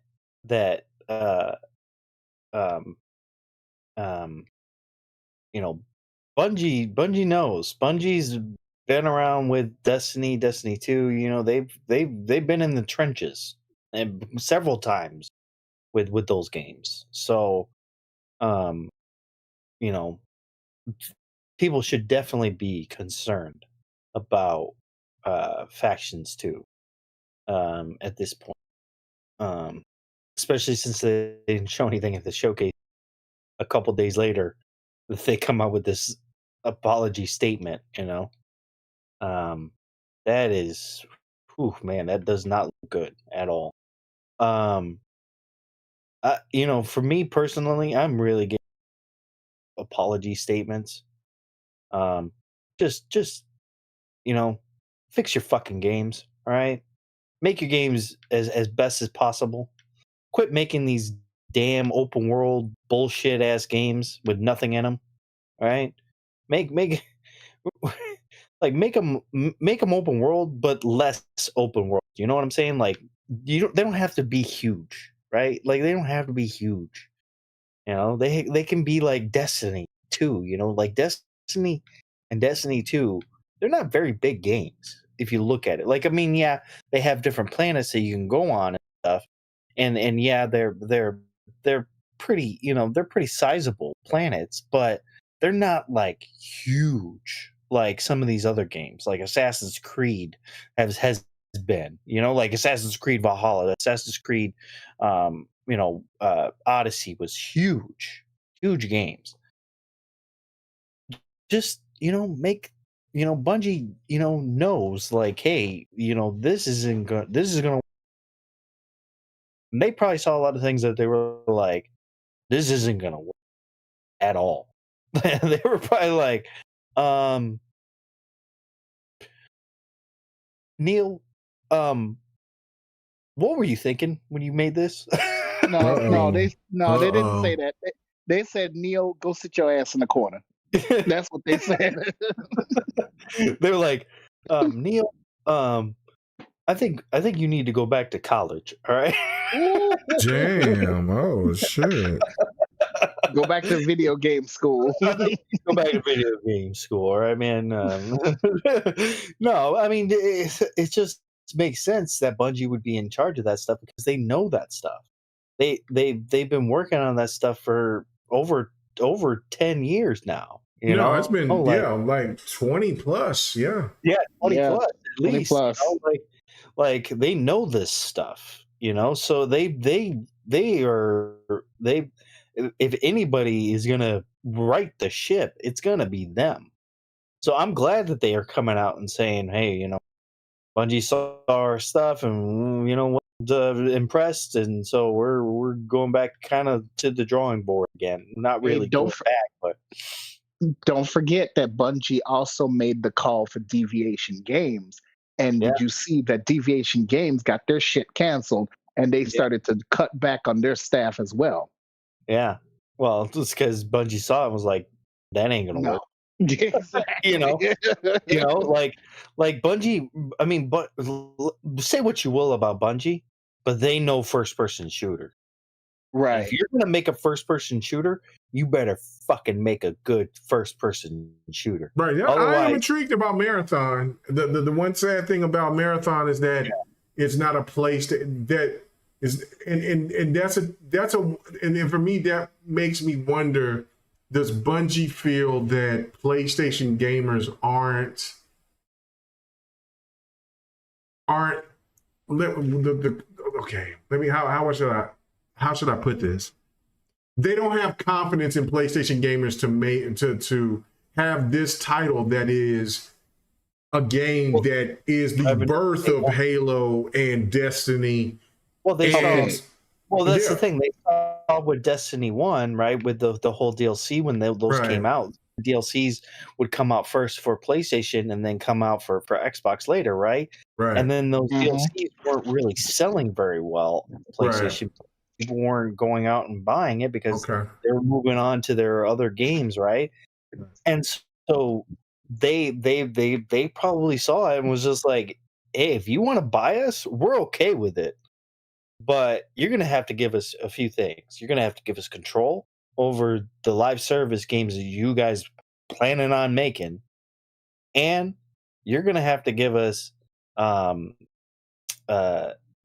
ability to make games on multiple platforms, not just on PlayStation. Right. And they know that I will be the first one to say it.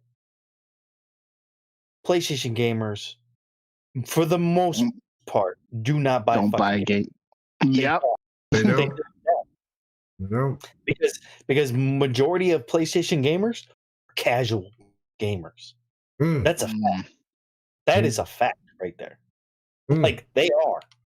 Like if you go on to the PlayStation Store and look at the top games that are being I played, look every time that I'll turn on my PlayStation 4. Yeah. Every time you look on that store, it's Fortnite, Call of Duty. Yep. Period. Yep. That is the casual market. Sony owns that. Yes, they own the casual market. But, that tide can turn at any moment. That's right. But yeah, man, that was just crazy. I was just like, oh man, Sony's having an Xbox week, man. Yeah, it is a crazy situation. I was like, dang, man. All right, let's see if anybody else have to say anything, and then we're going to get out of here. Do anybody else want to address this whole situation with Naughty Dog, and then kind of tie it in with everything else that we've been hearing with? I think, me personally, this is why. Long-winded, my bad. No, you're fine. Because you haven't talked in a while. But I'm just saying, for me, myself personally, this is why I have the feelings that I have, that I don't have the faith in PlayStation like I used to, and this is the reason why I don't have a desire to buy a PlayStation 5. It's not because I hate PlayStation, because I will buy PlayStation products without question. Like I just rather get them on PC, and I'm willing to wait. That's just me. If some other people aren't willing to wait, that's absolutely fine. But for me, and for other people, I think out there, is that when you look at Sony for where they're at now, they're trying to make this transition. I asked this earlier.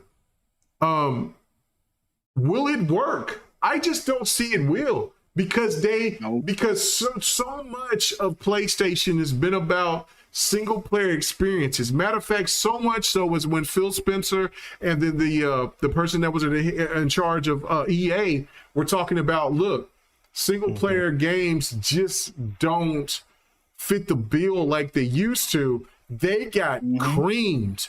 Now PlayStation was all up in everybody's face. It's like, look, we're all about single player. Now they're saying something different. Do you think PlayStation gamers will still stand behind that as you see that they're trying to be in that same place about multiplayer games, or do you think that gamers are going to start looking around now? Like look. So Kmega, all right, this is what's going to happen. These PlayStation, just like you say, stands, they're going to fall in line because they don't have their own 2 feet to stand on. They don't have a backbone. So whatever Jim Ryan says, they're going to fall in line. Plain and simple. The goalposts will always move.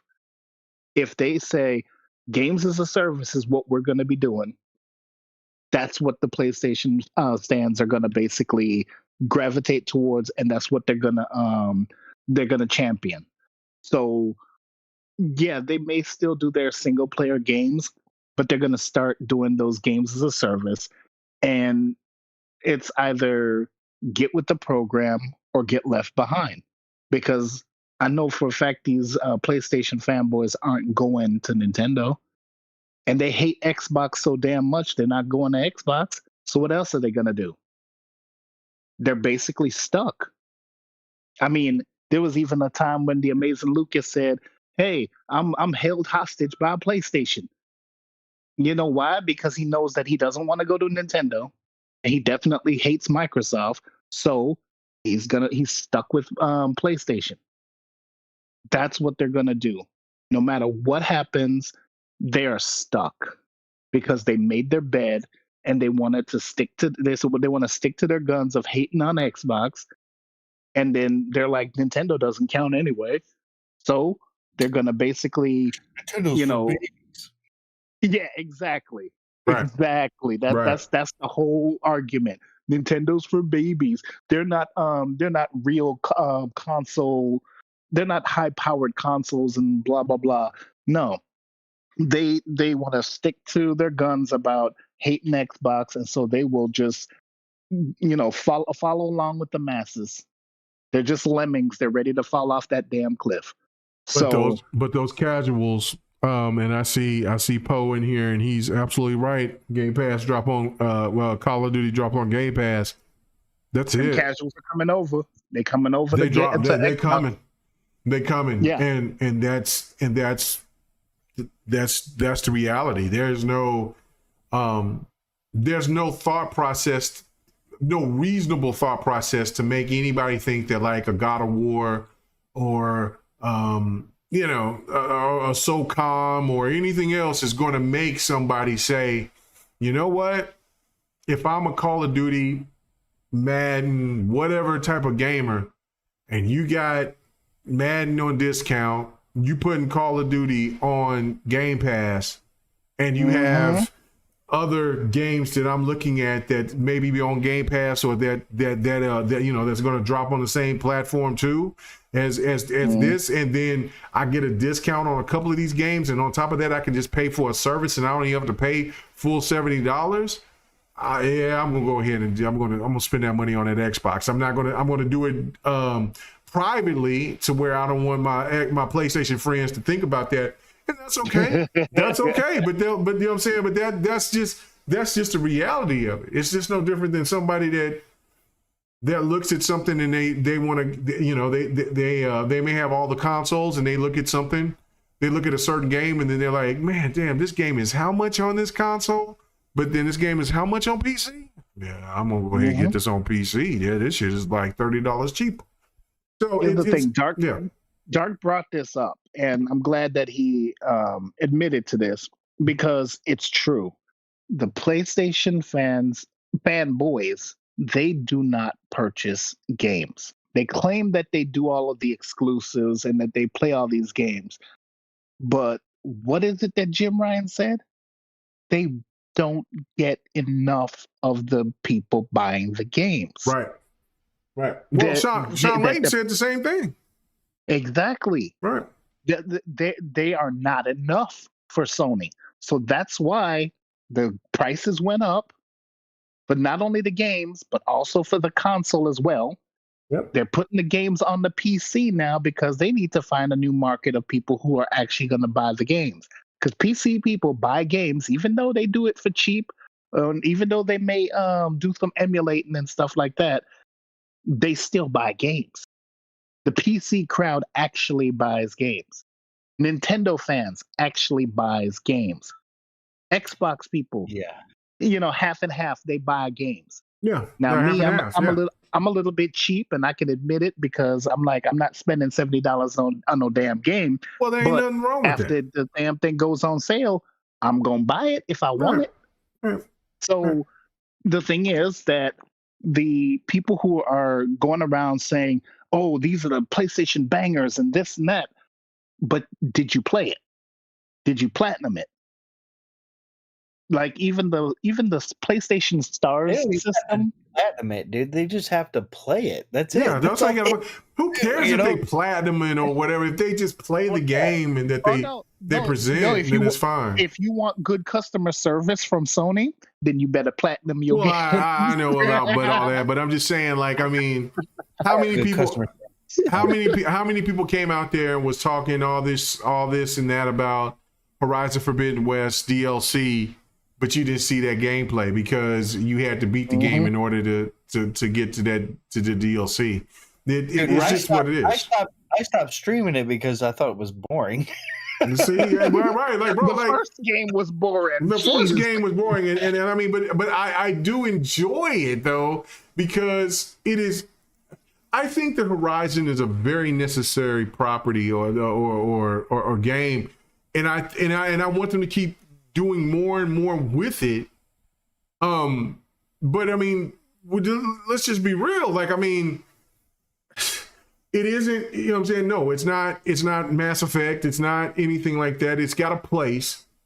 But I mean, listen, overall, the show for PlayStation was short because even for me that was looking at this situation from a positive standpoint, was expecting to see factions, was expecting to see some kind of surprise, maybe Twisted Metal or whatever. and they didn't deliver on anything. You know who I blame on this? Who? I blame you, Mega. Oh, I what's blame that? you. Because you brought up the whole damn TV crap, man. Bro, I know. Bro, I've been a PlayStation fan since day one, man. I know how they operate, bro. I told you that. You know what I'm saying? I told you that shit was coming. And listen, I guarantee you, I wish that there was some back channels because they have Spider-Verse that's coming. They have you know what I'm saying? Of course, they had Gran Turismo, and then they also got the Twisted Metal shit. Bro, if Twisted Metal was anywhere close to being ready, the show would have been advertised. I guarantee I'm on my Charles Barkley on this shit. When Spider-Man does get an official date and drops, and it's anywhere near the Spider-Verse movie, bro, they're gonna let you know. Even if Spider-Verse comes out months before, they're gonna say Spider-Verse, and then they're gonna say Spider-Man 2 comes out on PlayStation 5. Man, bro, it's there, it's coming, bro. Come on, man. That's what they do. That's what they do. Kmega, let's go back to what really Sony should have done. Sony should have done this. All their old IPs, if they wanted to get people in the games as a service, if they wanted to get them on board, you bring back your IPs that are already a games as a service. SOCOM. They're afraid of that. They're putting that much money for the money. Okay, this is the thing, though. This is the thing. And we got to get out of here because we're way late. This is the thing, is that the reason I agree with you. I agree with any PlayStation fan that wants those type of games to come. The problem is that PlayStation has put themselves in a category of saying, look, quality over quality over everything else.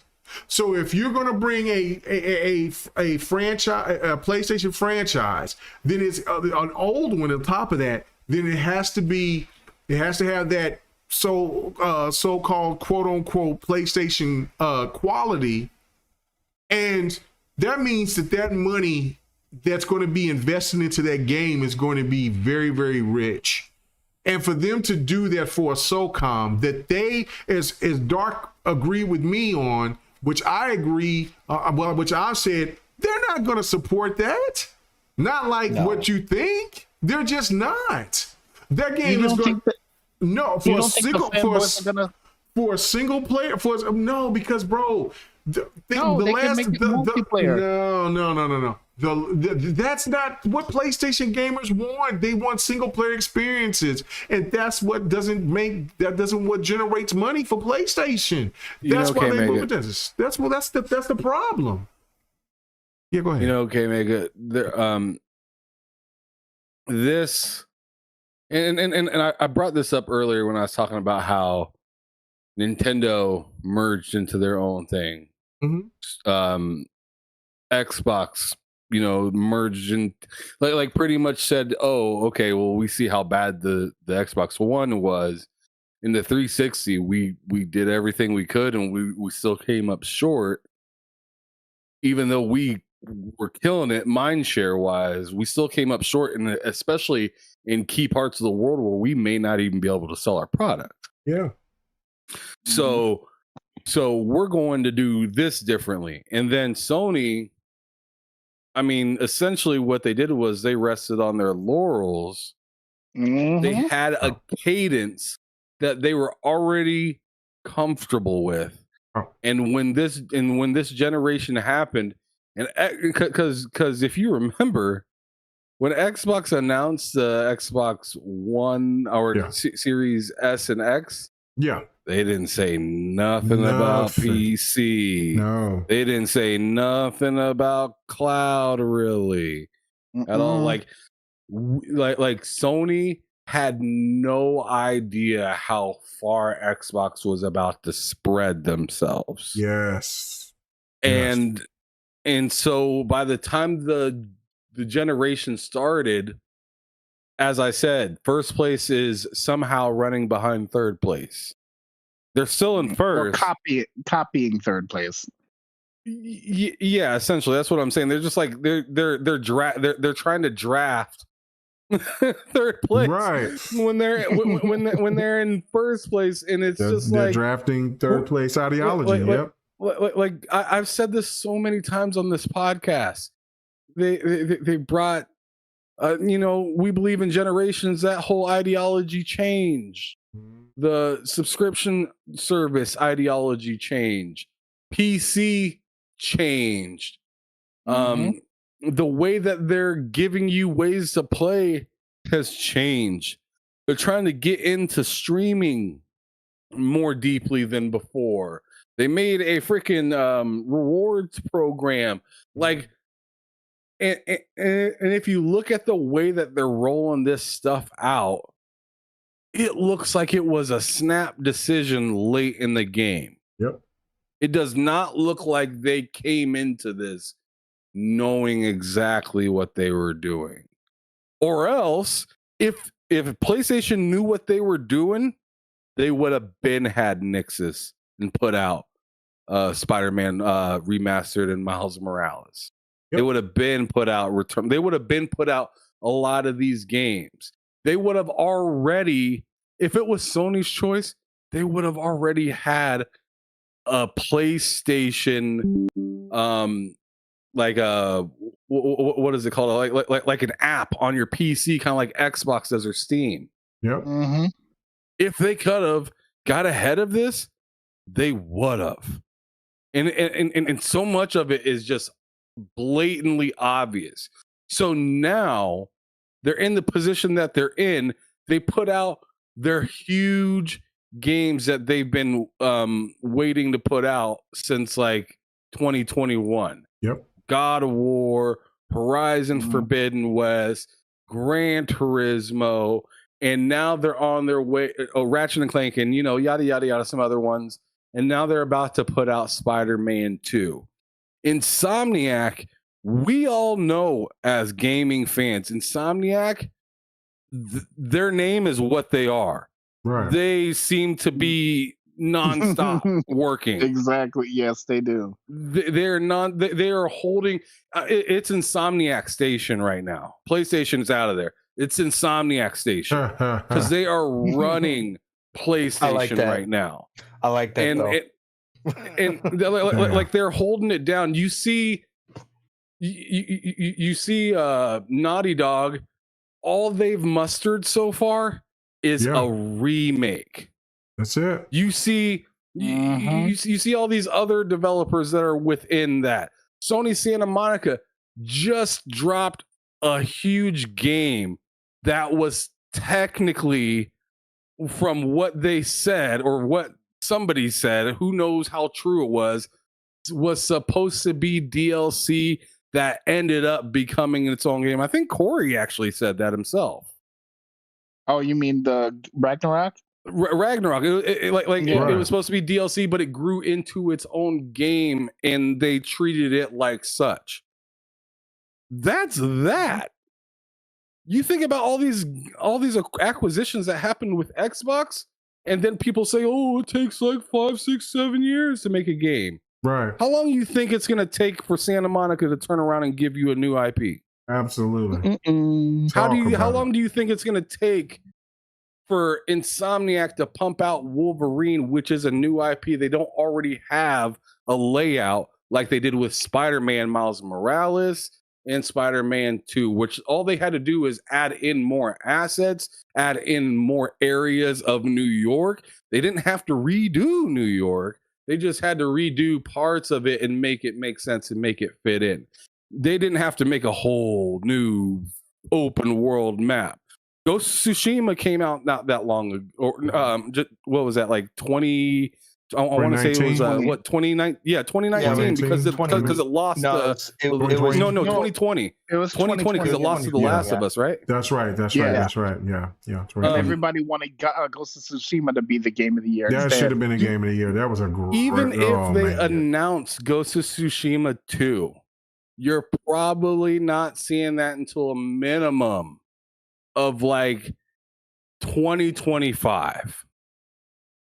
So all of this stuff that Sony came out shooting with, you see where else it launched. PS4 as well. Xbox has been not had anything. They had so little ready that they said, fuck the Xbox One. We're done with it. We're not doing anything with this. We're not even going to sell it to y'all anymore. We're so done. We're not even going to try to sell it to y'all. We're done making this console. Sony leaned on it because it was like, oh, we have a ton of consoles still out there. And these games we've been working on for years already. Mm-hmm. We can put that on these consoles as they have. And I'm just saying, like, long story short, I know it's already been a long story.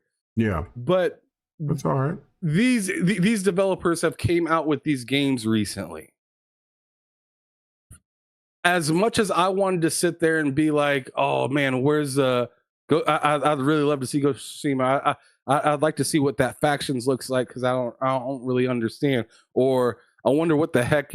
Am I going to be able to laugh at a New Horizon game? Let me see what that's like.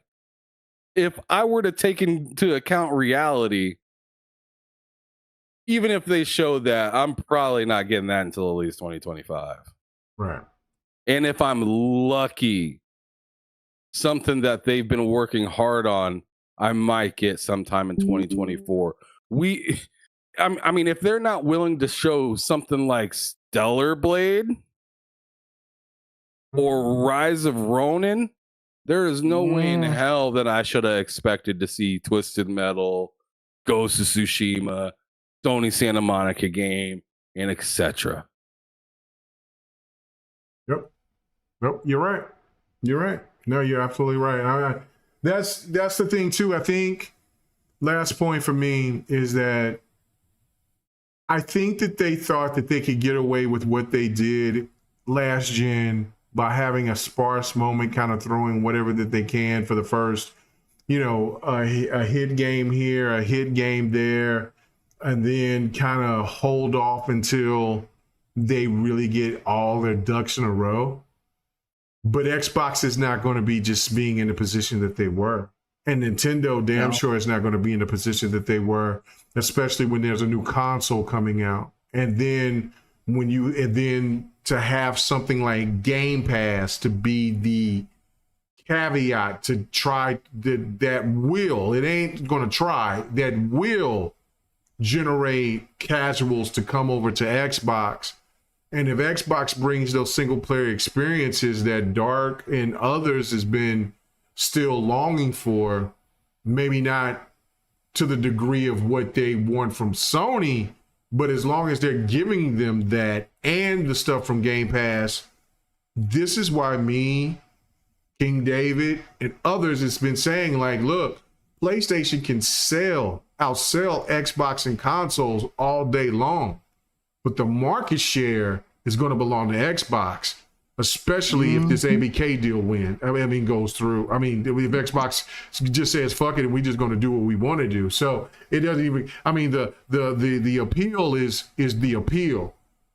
If these other countries go ahead and side, then it's only one country that it maybe, even if you want to consider the FTC, which the FTC doesn't have the power like the CMA does, that stands in the way.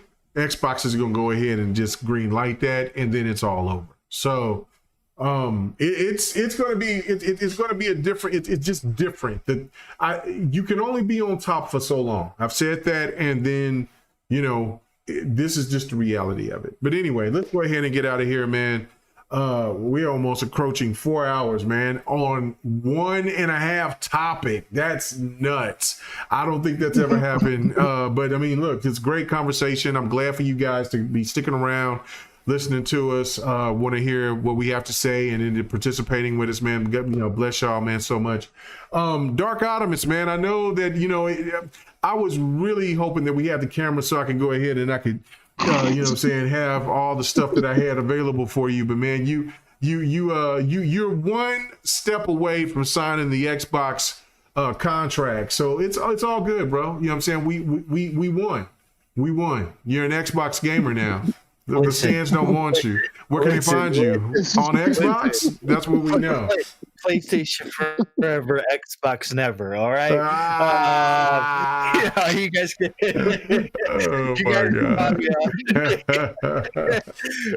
You guys can find me on Twitter, Dark Ottemis. You can also find me on Xbox and PlayStation at the same name. You guys can also find me here on YouTube. Oh my God.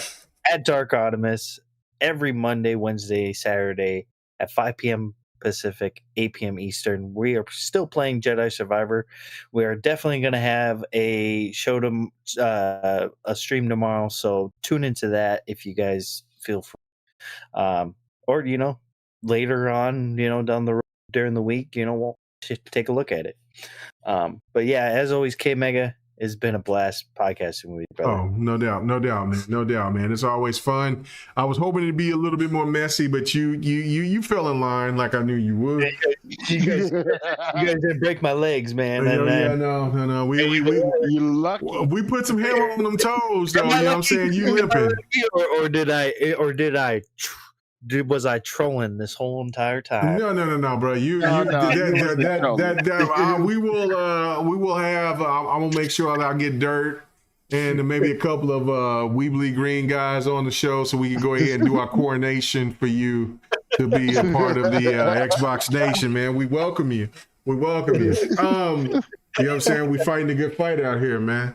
So anyway, the man, the myth, the legend, Viper. You know what I'm saying? I was expecting a little bit more, but you know what? I get it, because Dark was over here laying down and having his belly out so we could rub it. You know what I'm saying? Like my dog Briggs do. So when he's in trouble. So that's what's happening. Dang. So where can they find you at? Darth Viperus. Where can we find you at, bro? Oh, Lord have mercy. Green Ottemis. I love it, Viper. I love it. So you can find me on Xbox at RGViperX, and also RGViperX on the Steam machine, the PC. So yeah, I'm just gonna continue playing that Ghostwire Tokyo. I am going to try to finish up A Plague's Tale Requiem. And then in addition to that, I am going to get the Street Fighter 6 so I can kick your ass, because you ain't number one. You are number one. Number one on Xbox. Only person I'll give some run to is that they'll give me some run of game down sites. All you rest you suckers, you about to get this work on this box. Let's go. And then hopefully Microsoft announces Killer Instinct's return at on the June 11th showcase. I am there day one. I don't care what they bring out. I will get the ultimate version. That's the first time and the only time that I'm going to buy a game that's over $70 for myself. Excellent. Yeah, no, Xbox are gonna get all my money. So, you know what I'm saying? I want ultimate editions. I want collector's editions if they announce Killer Instinct, because I have asked and begged for this game to even be mentioned. So, you know what I'm saying? I will definitely show support. Hey, you know what I'm saying? They shadow drop it. I hope they shadow drop it. I might do a show on my draws. You know what I'm saying? If they do a shadow drop of Killer Instinct 2, man, you never know, man. Slim Mega, we on our way. Anyway, and last but not least, man, this man here, man, I don't know how many podcasts he did today. I know he did one other one. He might have done two other ones, man. This man burns the midnight oil. I don't know what he was playing.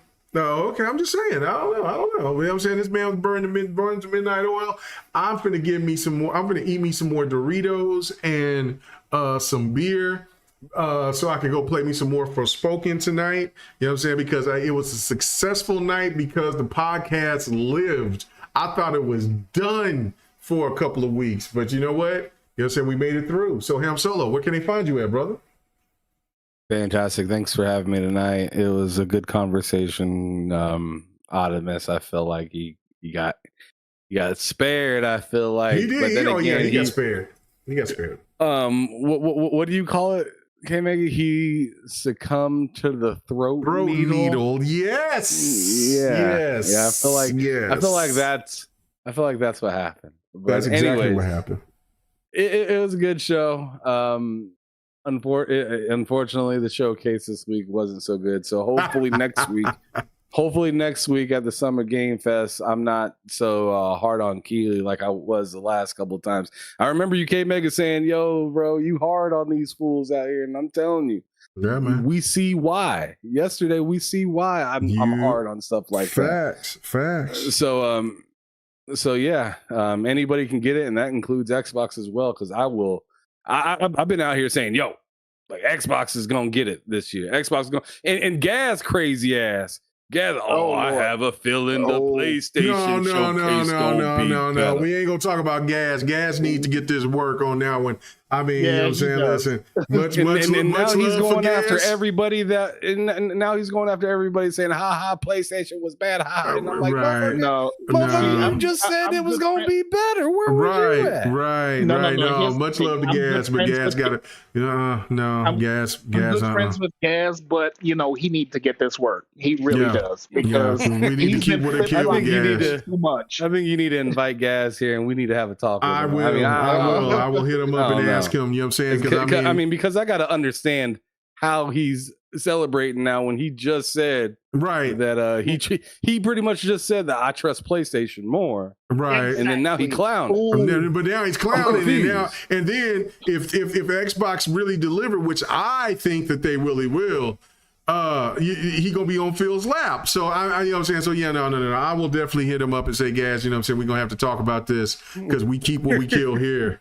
So you know what I'm saying? But much love, but we keep what we kill here, man. So we'll see if he comes through.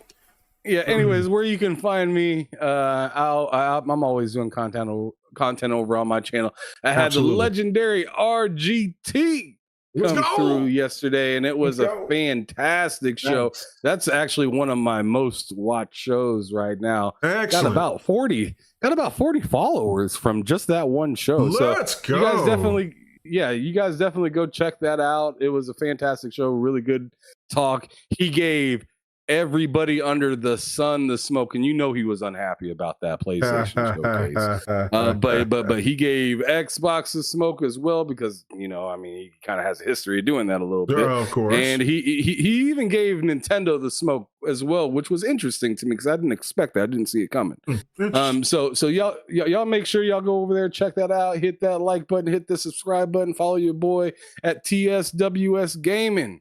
Shout out to Kmega in the GRG podcast. Thank you so much. Thank you so much, man. Appreciate you being here, man. I appreciate you guys doing this. We went long, but it's all good. It's Memorial Weekend. You guys get an extra day.